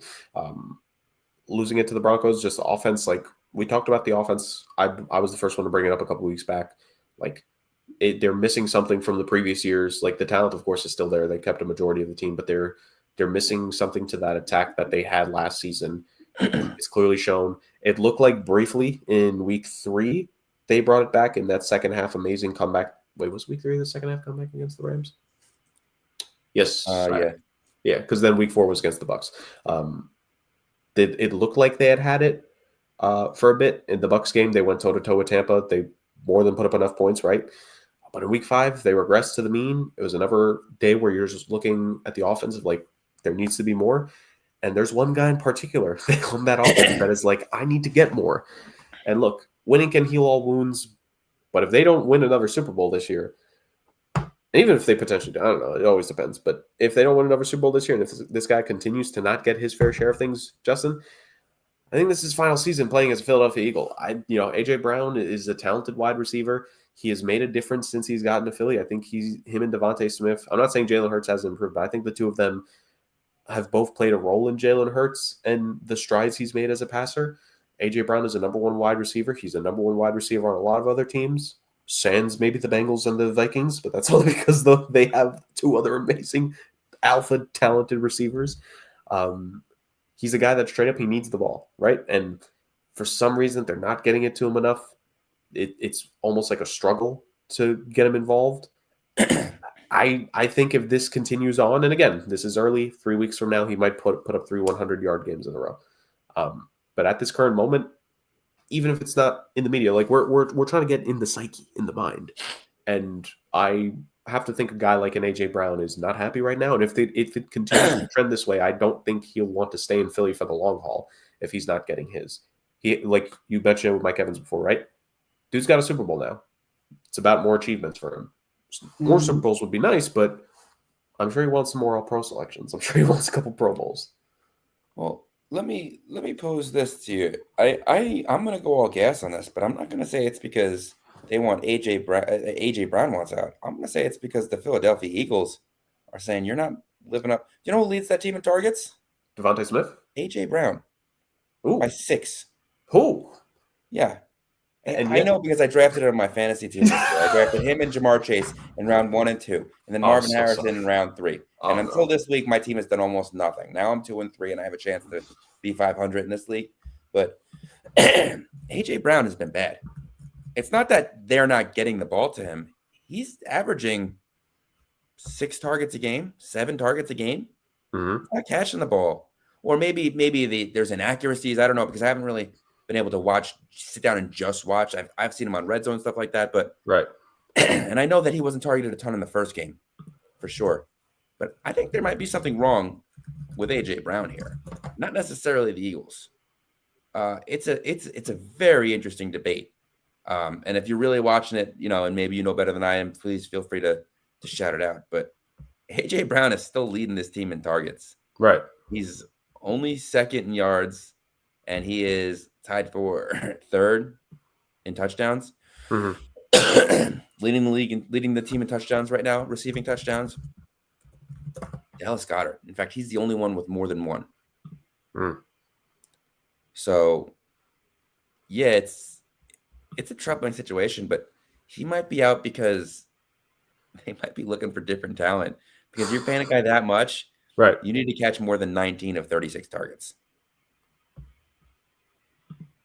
Fair. No, I mean it's funny that we're technically agreeing, but we're getting to the agreement in different ways. Yeah. It's kind of like in math when your teacher writes, it's like, well, you technically did the equation wrong, but you somehow got the right answer, or however you get to it. No, it's 2 ways to look at it. Like, to your point, it is the fact that he does lead the team in targets. I think in another way, to an extent, it's and again, part of this is I'm trying to use my math skills here. Projecting out for him for like the rest of the season, right? Last season he missed 4 games, so it's like you kind of have to atone for that and how much, what targets would he have gotten per game in like the 4 games he missed last year. Maybe if it's a similar amount to what he's gotten this year, he would have been well over 120 targets last season. Let's say that, right? 5 games this season, like you said, he has 36 targets. In 17 games in 2023, he had 158, and in 17 games in 2022, he had 145. So I think even with leading the team in targets, I think there is probably an expectation that he should be getting more, even with the fact that he's already leading the team in targets. So I think you can look at it on that end of things. It's like AJ Brown, he's used to more of a load. Dude came from Tennessee with Ryan Tannehill. Of course, he's used to the ball being thrown at him. So with Jalen Hurts, like the when he got there, it was being sold on like being a key, and he's been a key ever since, right? The target numbers in the first 2 years show that. But I do think there is an argument as well for you. And again, Eagles fan stumbles upon this podcast right now as we're continuing, or even post show, please comment. We appreciate it. the game tape. What is it with AJ Brown and these targets? Like you said, are some of these some inaccuracies? Is maybe like because I think the weird part with targets, like, isn't there something with the target stat in the NFL? Like a ball could technically be given to a guy as a target, even if it's like a couple yards away from him, even if he's the If he's closest maybe guy. the closest receiver, it's So, possible. Like I said, these could be bad throws. These could be exactly. something I'm missing. I haven't seen a ton of just pure Eagles content yet this year. Right. Mainly seen other things. They haven't really been a story up until this point. Yeah. But I will also say this: that was pass interference on Dallas Goedert. They should have had that ball coming. So 4-1 with a little bit of a grain of salt, but there is something different with that offense. They are decidedly different, at least in the passing game this year, and it's going to be interesting to see if they can, one, overcome it, and two, what they do to supplement that success, because it's a success that they really, really leaned on last year. Yeah, 100%. So that was my fourth one. Funny again, we're both thinking the same thing, just from a different perspective, but that's life. There's no one way to view anything. It's like a kaleidoscope. So many different ways in the eye. I wish I had a kaleidoscope growing up. I never had one. Did you have a kaleidoscope growing up, Justin? Yeah, you never had a kaleidoscope? No, never had one growing up. I looked into one, maybe like one of the few kids on the playground that didn't throw things at me probably let me view one time, but I never had my own. So that being said, and the lore continues. My last take, this is also a player-centric one with one of the top teams in the NFC. We mentioned how the Baltimore Ravens are losing games, and part of the reason now is that Lamar Jackson is going to be out. Well, there's a team in the NFC, Justin, that also has had their quarterback that they've paid money to missing games, but they've actually been able to get a couple wins without him. That's the San Francisco 49ers. The San Francisco 49ers were missing Brock Purdy, George Kittle, their number one receiver, their number two receiver, their top defensive end is gone. Probably someone else in the secondary is gone, and a partridge in a pear tree. And yet they beat the freaking Rams. So aside from costing me 4 points last week, the San Francisco 49ers are the outright leader in the NFC West right now. 5 games in, still dealing with injuries. It's pretty impressive. And they're doing this with half of the... Actually, no, even more. He started 3 games. More than half the games so far being started by Merkel, not Brock. Not Brock! Purdy. So that being said, Justin, I think the 49ers are already regretting giving Brock Purdy that contract extension right now. No. I think... Can I finish my point first? You can disagree, but can I finish? No. And this is not because I'm saying Mac Jones has suddenly become a better football player than Brock Purdy. The viewpoint that I'm coming at this from is that the Chiefs aside, and I think sort of with the Eagles last year, although granted it was as Jalen Hurts is going into his big extension, so there was money to play with last year and X, Y, and Z. Like paying the quarterback that when you start to lose the weapons around the quarterback, as we could see, is not ideal. And the Niners had the ultimate thing. This was the last season of Brock Purdy's rookie deal as Mr. Irrelevant. I don't know if you heard this, Justin. He was the last pick in the draft, apparently. As Mr. Irrelevant, it allowed them for the first 3 years of this contract. They had all these guys. Now they've slowly been losing some of these guys, in part to keep other talented players, of course, and also guys weren't living up to their deals in San Fran. But there was the logic, even going back to last year, preseason last year, like offseason last year, not even just this year, that like, okay, what's the Brock Purdy contract going to be? What's it going to look like? How much money? This, that, and the third. Is it going to be like, where will it rank amongst the elite of the elite in the league, right? And they paid him. They ended up paying him before the season starts, looking relatively good. Like at the start of the season, they got the win. They won the second game as well, but he gets a little bit dinged up. McCorkle is in. He starts 3 games, and they are a winning record. I think, did they lose the first start with Mac Jones? They may have. So he's at least lost the game with Mac Jones. Yeah. So he's at least I don't know. Either or. He's either 2-1 or 3, whatever the case is. Like it's a limited sample size, but Mac Jones, he's limited the interceptions, which Kyle Shanahan always wants from his quarterbacks. There's still been good enough running back play. He has thrown with touch. He's made the right plays. He's made important plays. No, it's Purdy that lost. Oh, it was Purdy that? Okay, so Mac Jones 3-0. Boom, there it is. Ultimately, right now with it's that statistically and I'm not going to say outright eye test. I don't think that'd be fair because, again, small sample sizes. But statistically, right now, Mac Jones is running things better, and you could say maybe more efficient than Brock Purdy has in the starts. It's 3-2 so far, so there's that. The perspective I'm coming at from is not necessarily that Mac Jones will never fall from hurt. You know how I feel about quarterbacks that, we've seen more of them than what their good play is, right? But at the same time, is it a case where if I'm thinking of this from John Lynch's point of view and Kyle Shanahan, who the rumors are coming out now more than ever, rumors / almost essentially reports that, back when he was coming into the league in the draft, that Kyle Shanahan wanted Mac Jones and that he was overruled and they went with Trey Lance, right? It's almost like this is a funny roundabout way of when Kyle Shanahan finally gets the guy that he had wanted and there's having some success, but we know it's not going to be a long-term thing because in his limited action now, Mac Jones is going to guarantee himself a pretty good, at minimum, backup contract somewhere next season. Maybe it's with San Fran, but that makes it tough because it's hard to pay a backup quarterback good money when you're already paying the starter good money, that you've committed to paying the starter good money. So I'm thinking of it from the John Lynch perspective. This early in the season, is John Lynch like, do we maybe sign this contract a little too early? Now, you've already said pump the brakes on that. Again, this is just me throwing this idea out there, having a little bit of fun. Tell the people why this take, because I know I'm not the only person that's saying this. It's definitely been out there in the Twitterverse. Why is this an overreaction right now? We kind of said this is our version of like an overreaction, like Tuesday or Wednesday, whenever we do this. Why is this like I don't know what wording I want to put in front of it, but why do you disagree with this overreactive take at this juncture of the season? Educate the people, Justin. Let them know you know ball. So, who has Mac Jones beat, and who has Brock Purdy played? I mean, I get that Brock Purdy's 1-1, but he played the Seahawks and the Jaguars.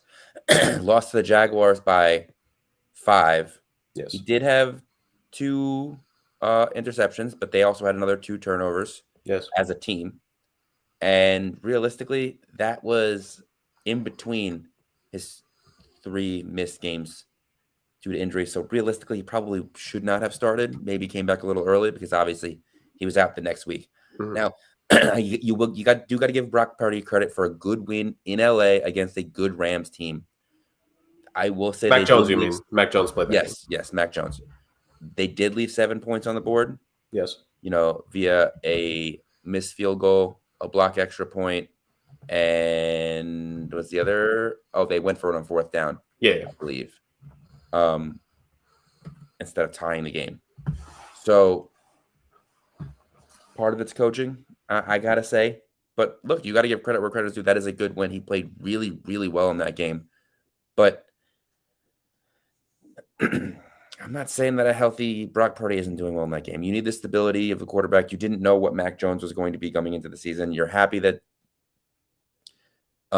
Shanahan did what he always does and finds a suitable backup and gets him and puts him in the right position to play. Brock Purdy's a starter there. Brock Purdy will be the starter there when he gets healthy.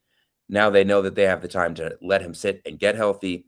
I don't think he loses his job, and I don't think that he's not the best option there. So we'll see. I mean, Ayuk will come back soon. Jennings will come back soon. Both of these guys will be a big help to whoever is the quarterback there, but I'm not regretting giving the guy that's taking me to 2 NFC Championship games and a Super Bowl the money he deserved. Boom. Let the people know, Justin. Tell them all to pump the brakes. I put it there mainly for fun. This is Sports Agents of Chaos. We have to cause some chaos. But no, I think it's a little thing to think about because, I mean, again, ultimately he's only going to get a limited amount of starts because, like you said, and Brock, they probably will be a little bit more cautious / making sure Brock does feel 100% good going into it. Like once Brock Purdy is back in, he will likely end up staying in that saddle up until the very end of the season, again, barring any other injuries occurring. Credit to Mac Jones, like you said, in his limited time, helping pick up wins, helping them be at the top of the division right now. He's played his role. He's honestly the definition of doing what a backup quarterback does. It's like when the starter's out there, you're behind the starter. My backups are important. Exactly. You get a good backup quarterback, and it's going to be interesting to see, with this little audition, maybe he gets 1 or 2 more games. Like maybe if they get lucky and they can somehow clinch early, maybe he starts the last game of the season as well. But let's say that stays at 3, maybe he gets 1 extra one, this 3-4 game audition could be very good for him in terms of like getting more opportunities down the line, or maybe like he's seeing the personal success he's having in San Fran. It's like, why not be the backup? It's like he could stay in San Fran. So it could work out ultimately at the end of the day. So it's just a nice little thing, because I do remember that story of like the rumors coming out around the time of the Niners when they traded up with the 3rd overall pick. Like it's funny, me and shout out to my guy Bars, like at the time, like the conversation was Justin Fields, and if he was going to be the 3rd quarterback taken in that draft. Mac Jones was being brought up there as being sought after highly. And I think at the end of it, like going into the draft, maybe a few days before, I think the both of us read everything, and we were both just like, we were like, why does it feel like San Fran was going to take Trey Lance? We were right. But maybe, again, if the reports are to be believed that Kyle Shanahan's guy was Mac Jones, we're kind of seeing why, because he's doing for Kyle Shanahan what Kyle Shanahan wants his quarterbacks to do. So props to McCorkle. Shout out McCorkle. What a fun segment of All Gas No Breaks it was on this one. I think I did a better job on this slew of takes than I did on the first one. I think you always do a good job, Trey. Oh, thank you, Justin. I appreciate that. I appreciate you as well. Whether you agree, and I'm honestly amazed we went 3 for 5 with my takes in terms of like you getting agreement. Ultimately, that's not like there's no metric to how we graded ultimately. But I was actually kind of surprised we went 3 for 5. I thought it was maybe going to be 2 for 5. So I will take the extra All Gas there. But there you go. Yeah, and logical reasoning. That's what we do here. We break down, we give takes, we have fun, and we analyze. Let's get to the Week 5 highlights here, Justin, of this past season. We alluded to very player-centric, so like wasn't exactly getting too deep into the weeds on some of the results from this past week. I mean, I kind of brought up the Niners-Rams game. So thanks, San Fran. Minnesota and Cleveland were the London game this week. This next one, it's Broncos-Jets, so the international games continue. Minnesota takes victory in the game against the Browns in London. Coaching Rob, by the way, Dylan Gabriel, his first win. Right, yeah. Brown. Yeah. We've been the first Brown to win their debut game in like 20 years or something like that. Right. I mean, well, to be fair, the Browns have an opportunity to get that with another quarterback later in the season if they want to. Mm-hmm. Totally. I like you said, Dylan Gabriel, like solid day all around. 2 passing touchdowns for himself. Quinshon Judkins, Justin, 110 yards. Maybe finally can make it full separation for himself as being the definitive like bell cow back there in Cleveland. For Minnesota, this was a key win, right? Like they're competing in this division in a week where the Lions essentially had like a free win and the Packers were on the bye. Minnesota kind of did what they had to do, right, Justin? Like they got to win to help themselves and stay in the hunt at this juncture of the season when it's all crowded. Absolutely huge win for them. Yeah, 100%. So there was that one for them. Do you have any comments about that Niners and Rams game? I know you mentioned like kind of like the ending sequence of like what San Fran like maybe some offensive miscues, but they ended up getting the win. Is there anything I think we covered it? I think it was an uncharacteristic game. It's hard because if I am you know me in names. If I'm the coach of the Rams, whose name I can't remember. McVay? Yeah, Sean McVay. One of the most notable names in the NFL currently. If I'm Sean McVay, it's hard for me not to go there. I will say, I mean, even he came out afterwards and he was like, that was a bad play call. I should have just kicked the field goal. Like if that was the play I was running, I should have kicked the field goal, which I think everyone else that was watching was like, what are we doing here? But it's hard when you miss 2 kicks. Realistically, that game is on the kicker, and you never really want to put it on one person. It's a team sport, and it's bad coaching if he were to turn around and say it's the kicker. But I mean, that's a missed extra point or a block extra point and a missed field goal, and it's not the first time that they've had blocks. They've been blocked. I think that was the 4th kick that they've had that's blocked this year. So their special teams really needs to get going because special teams is now starting to cost them games. It's the second one they lost. If you remember, they could have won that Eagles game too, and they lost that on a return touchdown, which a lot of sports bettors were upset about because that covered the spread and it wasn't necessary. They could have gone down, but the big man wanted his touchdown. So spread was covered. Yes. But it was a really good Thursday night football game. It was not what I think a lot of people expected. The Rams were favored by like 5.5. Yeah. There was a reason for it. So, and it was a good Thursday night game in a slew of Thursday night games this season that, I mean, week 4 was a close affair to say the very least. Week 3 was Dolphins-Bills. Well, And this next one, as we'll get to in a little bit based on one of us picking this game, the Eagles versus the Giants. Oh, how I wonder that will go. Brief mention of the Giants here, Justin. They get the upset win in Jackson Dart's first career start as MetLife took Amari and Hampton away from the Chargers. The New Orleans Saints end up rewarding Jackson Dart and co. with beating them in New Orleans. 1 week after Jackson Dart picked up his first career victory, Spencer Rattler picks up his first career victory, Justin, along with Kellen Moore as head coach. So finally, 12 games played for Spencer Rattler, gets his first career victory. Good for him. And Kellen Moore and the Saints, he picks up career win number 1 for himself. 14 points by the Giants. Maybe could have gotten a little bit more. I think this is just the definition of a rookie quarterback game is what it's going to be. The first game against the Chargers faced a tough defense. It really felt like they got the ball out a good bit. It wasn't obviously not an overwhelming offensive game, but it was just a solid offensive game. This one, even though he was technically sacked one time, just the rushing attack, like Jackson Dart, he can do this. Of course, 7 carries for 55 yards for himself kind of helped even out with Cam Scatabo, but just drives ending for the Giants. And that's the thing, like sustaining long drives is just going to be the key for Daboll coaching Dart here going forward. I think that's probably what it cost them this game. But you still have some energy with Dart, right? Like the 2 touchdowns was good. The 2 interceptions, not so much. So things to iron out, but it's a rookie quarterback, right? Well, I think a lot of the issues that they had this week were rookie focused. I mean, they had a lot of rookies on offense this week. 5 turnovers is bad to begin with. They're missing 2 of their top receivers. I think one of them went down. I think Sterling Shepard went down this week too, if I'm not mistaken, towards the middle of the game. It really turned to its head. I'm sorry, Darius Slayton, Sterling Shepard's no longer on the team. Don't worry, Rick made the same mistake last week. I think that the game really turned on its head when he dropped that ball going over the middle. But there was a lot of mistakes towards the end of the game because I left. I had to go back to my family's house towards the end of the 1 o'clock window, and I was listening to the Giants game on the radio, which, by the way, the radio announcers are tough to listen to. But all you would hear is how these receivers were stopping on their routes and not helping out their quarterback, and he didn't have guys with the experience to know to go out and get that ball. So it's not all on Jackson Dart. It's got to be partially on coaching, but to give up 23 points unanswered after a 14-3 lead, right? And after the win that you had the week before, which was so stunning and fantastic and a step in the right direction, to make this step backwards was tough for a Giants team. 5 turnovers, 3 of them I think were in the red zone. Yeah, it can't happen, and even with all rookies. Right. And even with the 5 turnovers, it's hard to win on a day when you commit the 5 turnovers. And this is not so much about the Saints game necessarily, Justin. Would you agree? Again, maybe this is another one of us might bring this up in a week or two. But would you say that from the Giants' perspective of things, the one thing that we thought that they were at least going to be able to do this season is have a pretty respectable defensive effort week in and week out, especially with the front 4 and head Kayvon Thibodeau hasn't really performed much right now. This is kind of like a make or break year for what the future is going to be like for him with the Giants going forward. And Abdul Carter, I haven't really heard his name a lot this season making plays for them.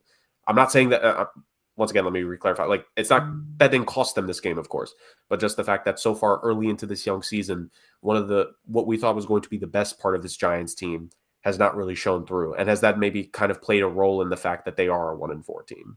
0 sacks against the Saints is bad. Yeah, they had 0 sacks as a team. There's a lot of first round picks. Yep. on this front 4. Yeah, a lot of money too. Dexter Lawrence and Brian Burns, right? They should never have a 0 sack game. Maybe I'm asking too much here, but hot take. I don't think you are. I got you back. I think that the whole defense has been struggling, and I don't know if it's a scheming thing. I know that the secondary has been tough, but it is not looking good on this Giants team. That's why they were the only team that I was sure is most likely going to make a move. Right. To say the least. I will, Justin, I love you. There was a game in MetLife. The home team didn't win. That's all I'll say. Yeah, the Jets continue to jet. Brees Hall averages 8 yards a carry, and the Jets don't even come close. Next one. Yep, correct. Let's even skip 2 more.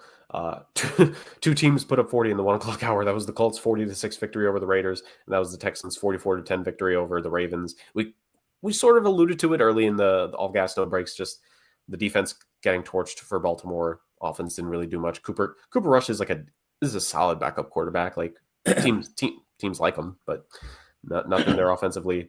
And then in the Colts Raiders game, I was very close for the Raiders to sort of being one of my references in all gas no breaks, but I decided to hold back off on it. Maybe give it another week or two. Maybe you're the Podfather are going to end up being the first ones to bite, but things not going great with the Vegas Raiders, to say the very least, which is a bit disappointing because I think we thought they would at least be a little bit more competitive to start the season overall.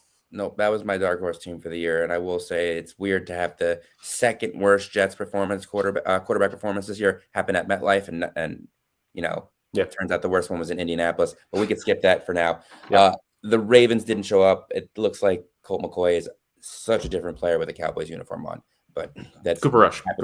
I mean, Colt McCoy as well.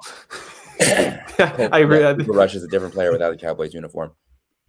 You're right. Those games are worth skipping. Yeah, 100%. Are probably I mean, before we get to the big one, because this was one that we really talked about heavily last week when we made the pick challenge, through text as well. Let's get to this one first. Dolphins-Panthers was a game, Justin. It was a freaking weird game. This is one of those games that was just absolutely weird. The Dolphins go up 17. You talk about the Giants going up in their game. The Dolphins were up to 17-0. A-Chain and Waller got touchdowns. Things looked well. Tua was slinging it. And then out of nowhere, just a random Panthers comeback this season. The Dolphins retook the lead in the fourth quarter. This fourth quarter is so wild. It's the Panthers take a lead 20-17. The Dolphins come back less than 2 minutes later with a 46-yard passing touchdown to Waddle. Probably the best play Waddle's made in a year and a half, if we're being honest. And then Bryce Young and co. lead a drive. About 2.5 minutes. They score just under the 2-minute warning, and the Dolphins aren't able to come back and finish it. Can the Panthers get regular wins? Because the first win of the season was a random 30-0 shutout. And then this one is where they come back essentially twice and beat the Miami Dolphins. Now I know Miami Dolphins aren't a top seed in the AFC, ladies and gentlemen. I know they're not great, but this just kind of felt like a random one for the Panthers to get. When they were down 17-0, I think we all of us thought this was essentially wrapped up. Well, you got to give kudos to the Carolina Panthers for sticking to their guns, because it's hard when you're behind to stick to what you do best. And that's what they did. And that's how they end up with 206 rushing yards from Rico Dowdle. Let me tell you this. They outrushed the Miami Dolphins by over 200 yards. Okay. And that's not hard to do when you have 19 rushing yards as a team. Yeah. So very one-dimensional performance. It was a good game from both teams. But Miami's also still got some questions to think. I mean, the discipline there is clearly what's the issue. In my mind, they give up 20 unanswered after taking a 17-0 lead. They did score again eventually, but they let the Panthers come right back down the field. Again, 206 rushing yards on 23 carries and 1 touchdown, averaging 9 yards a carry by Rico Dowdle. What a game for that kid. Career game. Career game for that kid. And it's interesting to see where both teams go from here. Yeah, Dowdle is without a doubt going to come up in 2-3 years' time when you bring up a guy who put up 200 yards in this, just like he did a while back with a Jay Ajayi reference, and to name that player. Which, by the way, real quick shout out, because he led the Panthers in receiving yards once again in this game. Ted McMillan, 24 catches this season, 351 yards, Justin, 0 touchdowns. Get the man his touchdown. Get it for him. Seriously. Poor guy. Justin, 21-17 was the final score in Philadelphia. The Denver Broncos defense able to suffocate Saquon Barkley. I got to say, even though this isn't necessarily this season has in no way, shape, or form been kind of what the season was for him last year, Barkley only gets 6 carries for 30 yards. A.J. Dillon only gets 2 carries for 12 yards. Just 40, you talked about discrepancy in rushing totals, man. 45 rushing yards for the Eagles against the Broncos, and the Broncos finished with 130 as a team. J.K. Dobbins by himself out rushing the Eagles. He had 79 yards and a touchdown. Bo Nix, solid game, not game breaking, but this Broncos defense, pretty good. It's pretty good defense. They were good. That's part of the reason that I think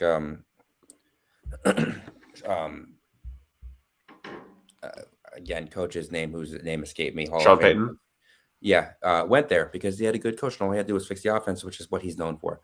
So we knew they were a good coach, that they were a good defense, and they've certainly kept that defense together. The question is, can Bo Nix be the guy, and every now and then he is, and every now and then he isn't. Yeah. It's interesting to see. Like I said, that was a pass interference on Dallas Goedert. The Eagles should have had a chance to actually come back in that game, but they were robbed. It is hard to call back-to-back penalties, but in my mind, that was a back-to-back penalty. Yeah. So, and also, it is what it is. You are what your record says you are. There's also an argument to be made that maybe don't give up 18 shouldn't come points. down to penalties either. Absolutely. Don't give up 18 points in the fourth quarter when you're supposed to have a good defense. Like we like you bring up a good point. Like Bo Nix, like so far this season he hasn't had the electric second year we thought he was going to have. Really, none of the rookie quarterbacks from last year have necessarily had that yet. Sophomore slump. Yeah, sophomore slump. But to his credit, 2 touchdown drives to start the fourth quarter, get the game-winning field goal, and like you said, is it tough? Officials don't want to call the back-to-back penalties, but when you make it obvious, what do you want them to do? that is not something that and I've been tough on refs in the past. I'm not going to be tough on the refs in that one. If you commit a blatant penalty, you should be called for that penalty. I am pro good officiating when it happens. So well done to them. The Buccaneers and the Seahawks, you made reference to this game earlier, Justin, that a tip ball here and there and this game ultimately changes, but 38-35, the Buccaneers have been part of some of the best games in this regular season so far. This one, back and forth affair. The Seahawks tied up the fourth quarter to start. Then they took the lead. Then Tampa ties it up. And then Chase McLaughlin, field goal time expiring. Not the first time they've won off a walk-off field goal this season. Justin, I saw this and I was like, well, I'm not going to say this because maybe it is a little too up there, but 10 touchdowns and 1 interception so far. Couple shades under 400 passing yards in this game. Is Baker Mayfield the MVP right now, Justin? He's having a really good season. Now that's an all gas, no brakes question. We'll talk about that another time because I'll let somebody actually ask it. But let me tell you this. We thought it would be in AFC uniforms, but this is the matchup we always wanted between Sam Darnold and Baker Mayfield when they were both drafted in the same year. This was a great game. It was an excellent shootout. It did come down to an unfortunate interception in the red zone by Sam Darnold. If that interception has 50 yards down the field, maybe it's a different game. But this was a very, very, very fun game to watch. Both teams played excellent. It is crazy to me how the Buccaneers can stay relevant after injury after injury after injury. They have no Mike Evans. They were missing Bucky Irving in this game. They've lost linemen. They've lost defensive players. They've lost everything you could think of, and they are still out there playing exciting, meaningful football. As much as it hurts, good for Todd Bowles for keeping them relevant and coached, and good for Baker Mayfield for, his resurgence in the NFL. Kid deserved it. He's doing a great job. 100%. And shout out to old man Levante David, still in that team, not leading them in tackles in this one. And then from a veteran to a youngster, Egbuka, 7 catches, 163 yards, 1 touchdown so far. It's funny. Rick brought up last week, Omari Hampton was his case to start to make a breakout offensive rookie of the year campaign, because the thing was, even though he had a good amount of touchdowns early, Egbuka, the 100 yard game against the Eagles was solid, but he hadn't truly had that game define. He had really good performances, but there was just something still missing in some of the games he had. Nothing was missing. He had a fantastic game, made catches when it mattered the most for Tampa, was there, led him in essentially dang near everything. And we're being honest, him and JSN, we talk about LSU being wide receiver U, right? But there's 2 OSU alumni right there putting out for one another. And I didn't mean even Garrett's having a great season, right? Yeah, just on a bad team. And I didn't mean to bring up the Panthers game just before this one, but the 2 guys who were in the Panthers quarterback room at some point combined for 6 touchdowns and well over 700 plus passing yards in this one. How far both those men have come, to say the very least. I want to save this game for the last of the 4:00 game. So Commanders, Chargers, second tough game in a row. This one, really, the offense took a significant step back compared to the week before against the Giants. Of course, part of it is Omari Hampton, who we now know is going to miss a significant amount of time being put on the injured reserve list. So there goes Rick's offensive rookie of the year candidate right there. And really just the rushing attack could not continue. Herbert, I think it's safe to say his worst game of the season so far. Chargers can potentially bounce back. We know they can. Jane Daniels first came back from injury, if I'm not mistaken. They didn't ask him to do too much. It was great. And finally, Justin, I mean, you're a big fantasy guy, so you I think more than both Rick and I heard this guy's name said plenty. Best game he's had since the first game of the season. But Ja'Cory Krosky-Merritt finally like had the big game this week, 111 yards, 2 touchdowns. Like they've been waiting for that game from him. Oh yeah, my other starting running back this game. I had him up, baby. I knew he was coming. I had him in. He had 170 total yards and a touchdown. He had a fantastic game. Oh yeah, he was a beast through the air as well. Yeah, he had 50 yards. I'm sorry, he had 40 yards catching it. He had 39 yards receiving and 111 yards rushing. 2 total touchdowns, forgive me. And really, this is what you expected with the Commanders now that you have Jaden Daniels back. It's a good win for them. Very disappointing performance from the Chargers. They didn't really get anything going at all. You expected them to get their top guys going. Like, as good as Omarion Hampton has been, you have other players that have been playing well. I mean, you have Keenan Allen, who's had a great resurgence there. You had a young Quentin Johnston who's coming on. And you still have Lad McConkey, even though he's going through a sophomore slump right now. He still has a guy, even as the third receiver, you have that guy there. Right. They really needed to get that offense going a little bit better. It's a shame that they could not. Yeah. And really for McConkey, it feels like his yardage per catch is down right now per season. So it was a little inflated last year. He had a ton of big plays. I don't think they were expecting that. Now that you got tape on the guy, there's always some sort of adjustment. Now it's up to him to get, 100%. And then Lions Bengals. It's funny to say that a game that finished 13-point difference is closer than it seemed. We know the Bengals weren't going to win this one. It was never really close. I mean, they had this quick burst because they have Jamar Chase on their team. Jamar Chase, I think, what do you have? Like 150 yards and 2 touchdowns in the span of like 6 minutes. Yeah.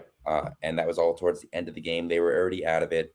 But it was nice to see them get in the end zone. And it had only been 11 quarters before that. So exactly. So you'll get a little bit of confidence. Like I think I saw the graphic on Twitter, Justin, where it was like at one point in the game, Jamar Chase had, was it one more tackle off of like getting for the interceptions than reception, or one less tackle than something like that? It was like, close. I saw the same thing. I don't remember what it was though. Yeah, but it was close. Yeah, like you said, closer than it should have been. Exactly. Jared Goff 3 touchdowns. Montgomery touched a passing touchdown for himself to go off his rushing touch. Do running backs get a passing touchdown in fantasy or no? Mm-hmm. Anyone that throws a touchdown gets a throwing touch. That's a passing touchdown. I love that. So David Montgomery, 2 touchdown day for there. Jameer Gibbs, solid enough game. Amon-Ra St. Brown continues to be great. Sam Laporta, great game. Gibbs caught the receiving touchdown as well. It maybe depends on your league, but in all my leagues they do. Right.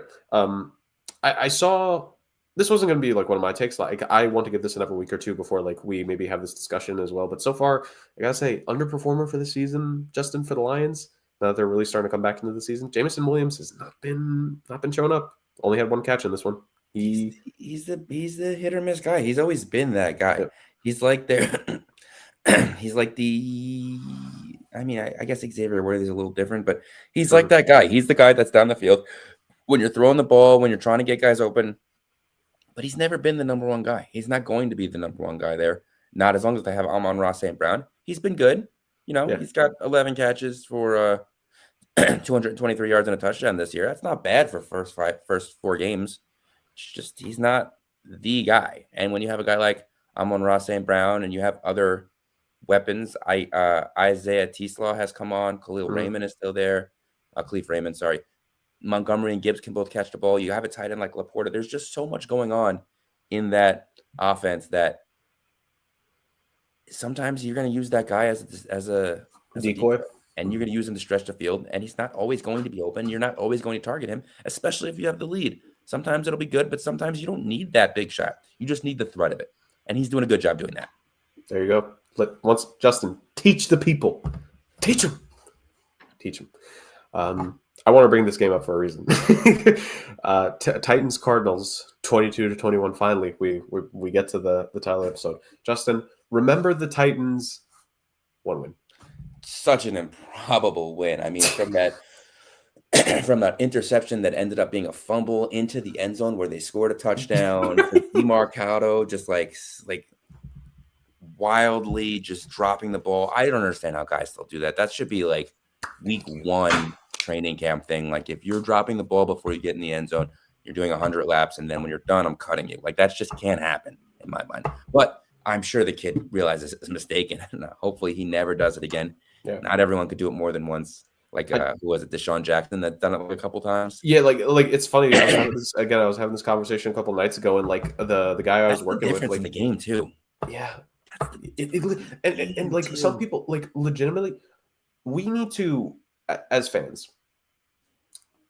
I am player like centric for the most part. I try to be on the player side on instances, and I do feel that there are certain times that maybe players get a little bit more flack than they should on certain instances. Let me tell the full story. So I think there should be more grace and room for error in certain instances for certain players in situations. That being said, this ain't one of them in terms of not in You terms of can't do that that. he yeah, not like this is what I mean. Like you said it perfectly, Justin. He can learn from this, he can grow. And let me tell you something. If there's anyone that does not want him to make this mistake again, aside from himself, it is his head coach. Because he doesn't want to get fined again. That being said, He made a public apology. I'm like, that's a little soft. exactly. Yeah. Because I bring this up because there are people trying to defend not the fact that he did it, that like he shouldn't have done it. Like everyone agrees he shouldn't have done it, but there are people trying to say that didn't cost them the game. I'm sorry, it did cost them the game. It cost him the game. That touchdown puts away the game. That touchdown seals it. There is no comeback. Every single thing could have happened exactly the same after the fact, and they still would have won because they would have had an extra 6 points. They only lost by 2. Yeah. They lost the game. They lost by 22-21. They lose by 1 point. I thought it was 21-19. No, 22. It was 21-19 before the field goal, so 22-21. 22-21, yeah. Like I mean, it should have been 21-19. That's a back-breaking loss if you're the Cardinals. Yeah. Because especially they score right after. Like it completely changed the game. It gave the Tennessee Titans life, which is literally the first time we've been able to say that this season. Like it's taken a little bit. Cam Ward finally gets the first career win for himself. Still, let's get some better play calling in there, Brian Callahan. Only 2 passing touchdowns so far this season for Cam Ward. He should have more than that, but he's doing his best. Cam Ward is doing his best at the very least, and this was kind of the best offensive game they put together, even though it wasn't really that impressive in any way, shape, or form. Look, baby steps before Brian Callahan. Baby steps. A win's a win. Exactly. Put it in the books. 100%. First career win for Cam Ward and career win number 4 for Callahan, right? They went like 3-14 last year to Tennessee. Maybe. Yeah, so I don't want to talk about this next one. I was shocked by this result, honestly. It's exactly the game the Patriots wanted. It was a dirty, sloppy game. They caught the Bills off guard every chance they got. And they just – that's the way they needed to win that game. The only way they win that game is winning ugly, and they made it an ugly game. Yes, 100%. You know what? Honestly, like now that I'm thinking about it, I didn't put any thought into this beforehand, but like he wasn't a rookie. He's not a rookie now. This is his second year. But like, remember early in Mac Jones' career, I want to say it was his rookie season when they got like an upset win against the Bills early into the like midway through the regular season. Where in that windy game, it was like 10-7 or something like that. Yeah, like it was just like less scoring than this, but it was ugly. It was chaotic. They were able to win, and that gave people hope in the Patriots going into that postseason because they ended up facing the Bills. The next week too. They got wrecked though. Oh yeah, they got absolutely slaughtered. Yeah, but that was the right outcome for that. Like this was sort of like that. Obviously, way more offense. In Buffalo too is crazy to me. That's the part. Like you got to give Mike Vrabel. I mean, Mike Vrabel's a good coach. I was upset when the Patriots signed him because like he was the true perfect successor after Belichick. It just took a little bit to get to him. But like Vrabel's coaching these guys hard. He's making that defense work for it and perform well. And Drake May, like he has these games, and it's funny. You know this, Justin. He's gotten all the Josh Allen comparisons. In instances in this game, he went throw for throw with him. Drake May still has a lot to learn, but dude, the talent is there. Like the Patriots have their guy. What they say is the first 100-yard receiving game from a receiver in 5 seasons. Was it 5 seasons? I thought it was. Something like that. It may have been. Yeah. Whatever it is, it's too long for that. Yeah, right. 100-yard receivers in that time period. Indeed.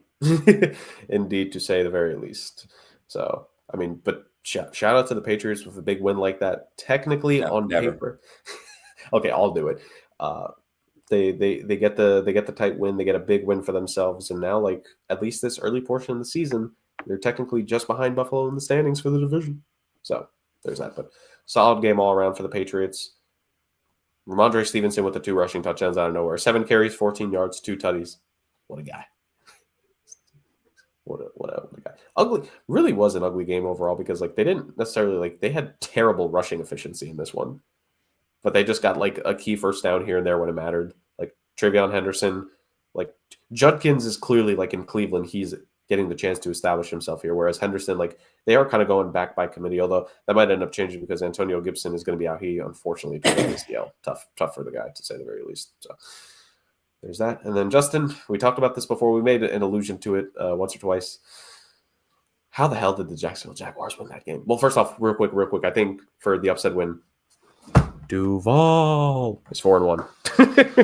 They are 4-1. Well, I didn't have them 4-1, but I did have them at least covering the spread in this game. I thought they matched up well against the Kansas City Chiefs. The Chiefs secondary has been rough. I mean, if you really think about it, this game should have been a lot bigger of a difference. There was a pick six that Trevor Lawrence threw. There was another interception that he gave the Chiefs the ball in the red zone. Yep. You know, the Jaguars are a pretty good team. Their defense played well, holding them only to 28 points, even with all that, going on. And the offense was starting to look good. What was his name? Parker Campbell had a big touchdown. Yeah. Brian Robinson's really started to come on. You had a great play by Travis Hunter down the field. Brian Thomas Jr., like this is the best he's looked so far in this young season. He's been injured. He's starting to get a little healthier, thankfully. Exactly. Like he played great. ETN was just there. Like he was there a couple times, but Trevor Lawrence really had to do a lot with his feet. Kind of like you said, like they really had to go through a lot because like you mentioned the interception. There was also like the goal line where the Jags were at the goal line. And it just gets punched out of Lawrence's hands. There was also what I forget if it was on the final drive. Maybe it was on, maybe not the final drive, but like one of their last scoring drives where Lawrence threw a ball. It tipped off like 4 Chiefs players' hands, but doesn't get intercepted. It falls to the ground. And I think they finished that drive getting a score. Like that's the kind of stuff where it's just like, you think about it, like the definition of if a ball bounces or bats a certain way, like that is the definition of it because one less score. But no, the Jags, like they were resilient, man. Like you got to give Liam Cohen credit. Actually, hold on. Once again, conversation piece. Tell me what you think of this, Justin, because this was my mindset going into it. That Trevor Lawrence this season, he hasn't put up the eye-boggling passing numbers like that Baker put up with Liam Cohen. I thought you were going to say Ivy League. I mean, well, top 1%, but this is my mindset with Trevor Lawrence. You know how last year, Justin, that even though statistically it was a down year, like passing yardage and touchdown wise compared to what we knew he was capable of doing.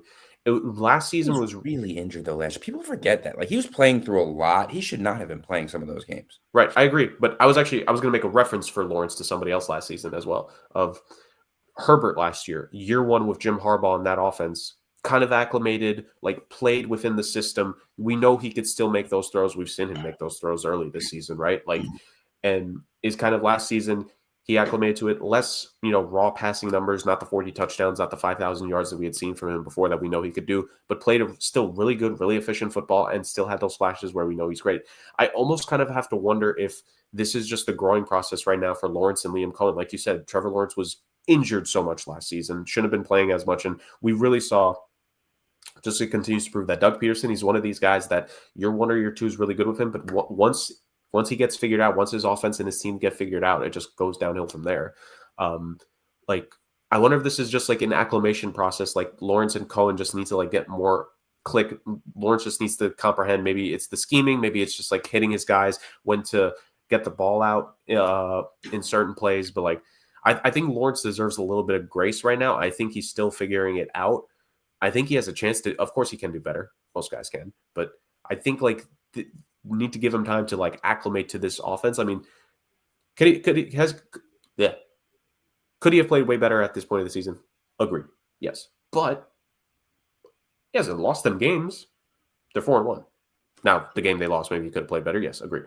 But he didn't lose them the game. He hasn't lost them these games. He won them this game, technically. He scored the game-winning touchdown. So, well, it was a good performance by him. You can't take anything away from it. This is a team in my mind that's still rebuilding. I mean, they just hired a new head coach. They have a new GM. They are going to slowly become better I think it's a good start. They've got their footing underneath them now, even though he didn't have it on that last touchdown. Right. And now they can really start to grow, I think, as a team. Yeah. Let's hope for some stability for once in Trevor Lawrence's career. Exactly. And I think he just needs time and stability. And I think he could really have a chance, like, as the season goes. I think he'll put up better. I think he'll be a lot more consistent, put up some better performances. And I think next year, like, he stays with Liam Cohen. They keep on improving. They keep on understanding things better. Like, I think Liam Cohen could really help Trevor Lawrence here. It's just a slow process to it. You got to appreciate a little slow burn every once in a while. You don't open up a 300-page book and you get the answer to everything in the first 10, 15 pages. You got to work to get to the end of it. And they're just working for that for each other right now. So it's a really good game. Good, like, gritty win for the Jacksonville Jaguars. Duval is 4-1. They're in a great position right now. Which, remember, Justin, big reason why this is a great start for them, aside from, there's early wildcard contention for themselves. Remember, to get Travis Hunter, they had to trade up. They had to trade their first-round pick this year. This is a fantastic way to start off the season in the first 5 games being 4-1. Like, you need to pick up these games so that even if you just miss out on the postseason, you're not giving up a top 5 pick to the Browns this year. That would be bad. Yeah, it'd be really bad to say the very least. So, fantastic stuff. And Justin, in a box, well, more than a box, would it be a cube or a prism or another 3-dimensional shape? We just recapped week 5. Any final notes, analysis, maybe any performances in one of the games that we went through that maybe stood out to you, Justin, that we didn't go over in more detail? Or we pretty much covered it all. Indeed we did. Good week of football. Let's have another one, to say the very least. Well, it was a good week for you, maybe. I had a rough week. I had 1 fantasy win, 1 fantasy loss, and then I lost everything else. Every bet, every pool, every nonsense. I lost everything you could think of. Yeah, and so too nearly did I.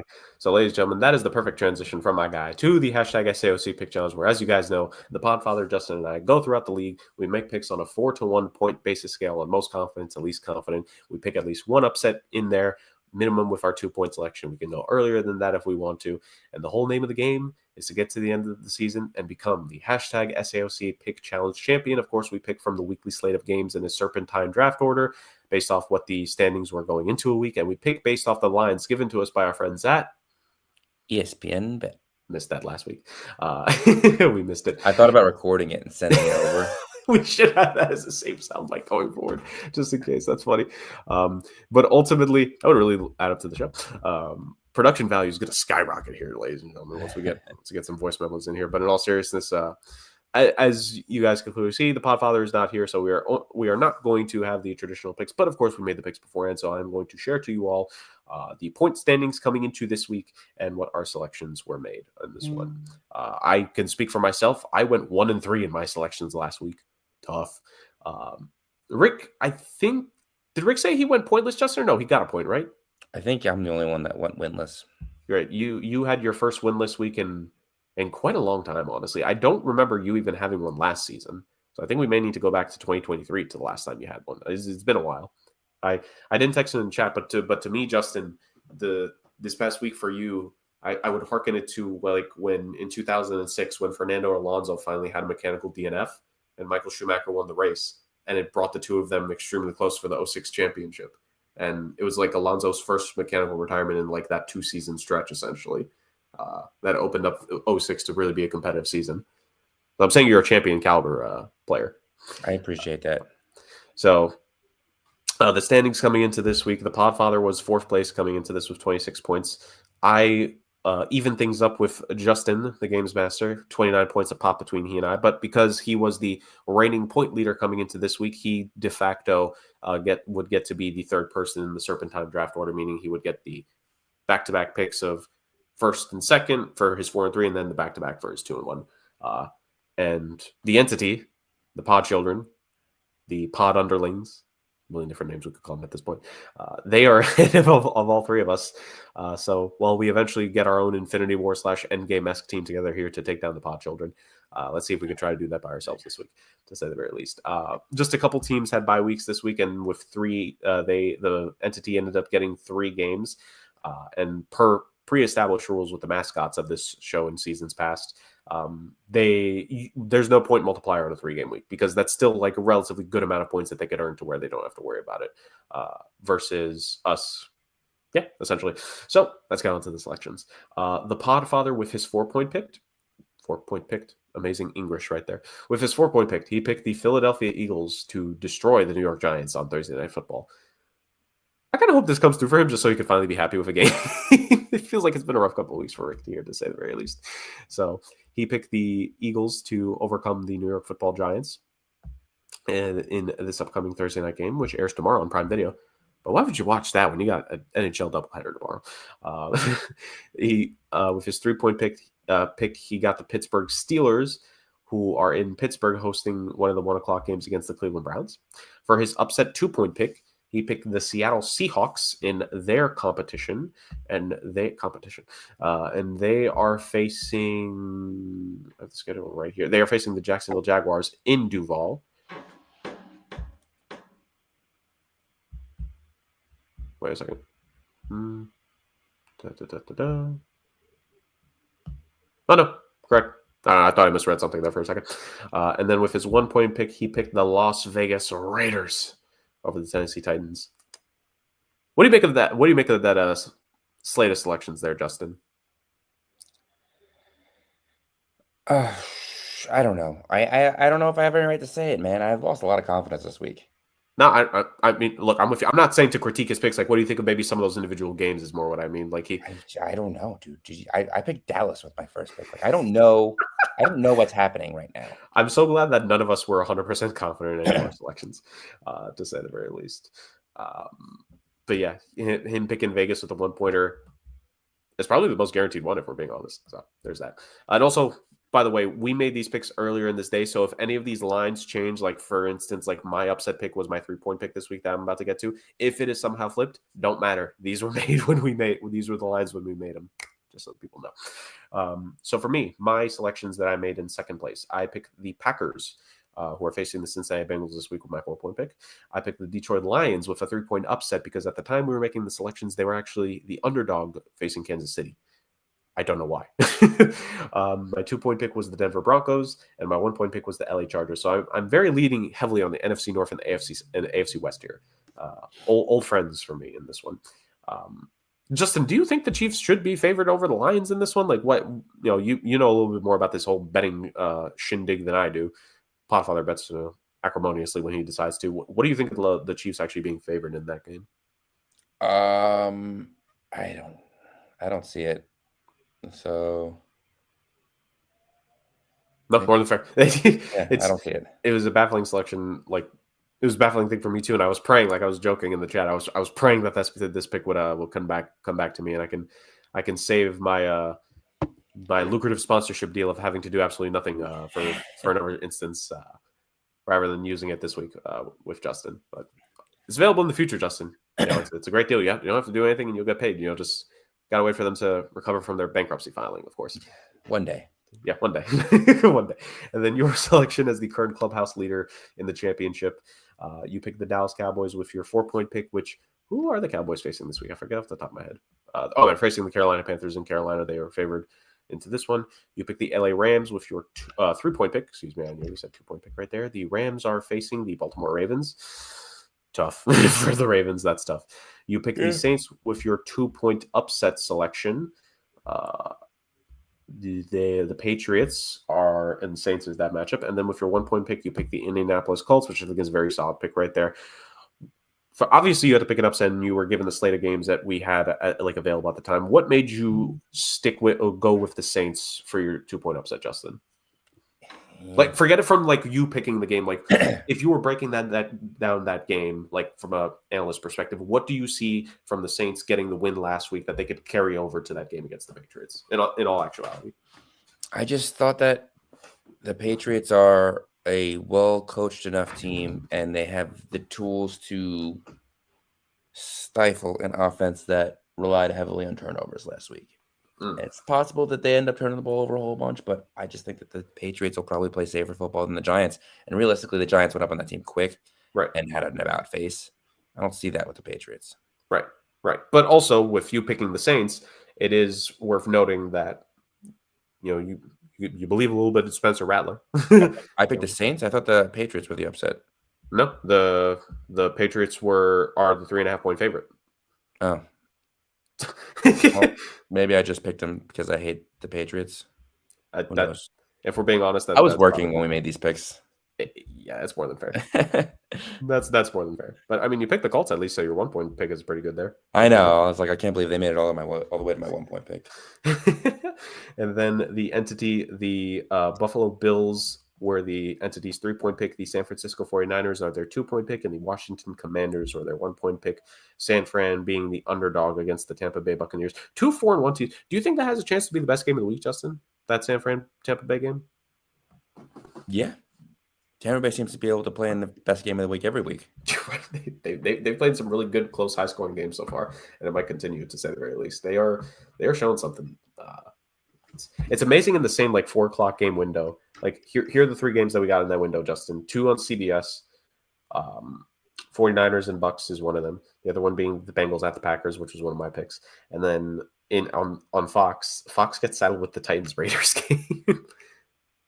Oh Lordy, that's funny. That is just comedy, to say the very least. So that was this week's rendition of the hashtag SAOC Pick Challenge. The selections were indeed made. So that's a show, ladies and gentlemen, essentially. Justin, any pre-thoughts and analysis going into week 6? How about this, Justin? Put you on the spot a little bit here. Aside from the Tampa Bay game, right? What do you think is a key game that you want to highlight to the people here going into week 6 that they got to watch out for? Whatever reason you want to give. You think a players who's going to pop off this week? You think there's a really good matchup there in there aside from 49ers, Tampa Bay? Maybe you think it's a critical game for a team right now in this juncture of the season. What's one game you want to highlight to the people here before we sign off going into week 6? There's a few, but how about I'll give you 2. And it's 2 games that one feature a team with a tie and 2 have both losing teams, because I think that this is critical junction games for both of these teams. And I'm going to give you the Bengals and Packers and the Cowboys and Panthers. I think all 4 of those teams at 2-3 need a real win. 2-3, and I'm sorry, 2-1-1 or 2-2-1. So at 500 or less, I think all 4 of those teams need a legitimate win to continue going on their career. I happen to think it's going to be chalk in those games. That's just me. But the Packers need a real win, especially come out of their bye. Yes. The Cowboys need a real win. The Panthers need a win to stay alive in their division. And the Bengals need to do their best to tread water until Joe Burrow gets back. Yes. And they did just pick up, they're waiting for their Joe. Super Bowl champion Joe Flacco. They picked up a previous Joe, one that they're very familiar with. Have that Super Bowl winning quarterback. Maybe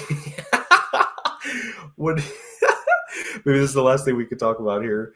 Joe Flacco being the selection. It didn't take a lot, obviously, to trade for the pick. What do you make of this? Obviously, this is a treading water pick.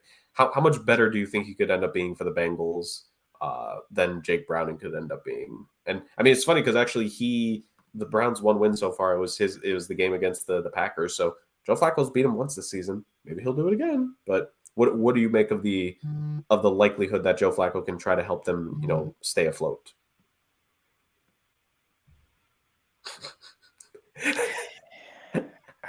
Maybe if he started the season with the team, but coming in week 1, there's going to be a learning curve. Right. There's going to be a learning curve. And they're playing a good defense against the Packers. It's not like he's going to come in and just be the guy like he did with the Browns last year. He was good. Don't get me wrong, but come on. No, I agree. It's just, I mean, one thing that he can actually look forward to at least is Jamar Chase and T. Higgins. This is probably the best. Is it ironic that maybe the best individually talented wide receivers in terms of they're at the peak of their powers, because he did have Steve Smith for a couple of years, but that was Steve Smith's later years. The greatest wide receiver Joe Flacco is going to play with is essentially the time that he can't really throw the football anymore. Like he did when he was younger. It's kind of funny when you think about it. Yeah, they also had who was the other receiver there? I don't remember his name, but they Anquan Bolden? Is that your thing? No, but it's fine. Oh, Torrey Smith. Is that what you're thinking? Yeah. There you go. Yeah. Well, Joe Flacco had some decent weapons in his time. Decent, to say the very least. So, ladies and gentlemen, that being said, thank you so much for joining us on this week's edition of the Sports Agents of Chaos podcast. We talked about this was a very interesting week 5 to say the very least, Justin. And I think you bring up the little preview of the week 6 games, highlighting a couple of those matchups, I think is critical. How I think starting from week 5 to week 8, I think it's a fair assessment to say that some of the games played in this 4-week stretch now, like the second quarter of the NFL season, are really going to be pivotal in kind of deciding like the future for some of these teams and how real could they be in terms of mounting some kind of comeback in a season or staying hold in the spot that they're in right now. Because there are some teams in wild card spots or contending for them that just aren't going to be able to do it. And maybe there are some that could surprise us. And like this second quarter of the season plays a key role in that. So there was some very interesting results that we saw in week 5. And I think we're only going to continue to get stuff like that in week 6. And of course, you guys already know, days after week 6 is finished, we're going to be right here back on the Sports Agents of Chaos podcast to review week 6, preview week 7, talk way more random things, of course, all gas, no breaks, pick challenge, return to the rant podium. We do it all here on the podcast that is highlighted by fun, football, and chaos. Thank you so much to all of you who join us this weekend on a weekly basis. We will see you all next time. Bye-bye, everyone. Have a good night.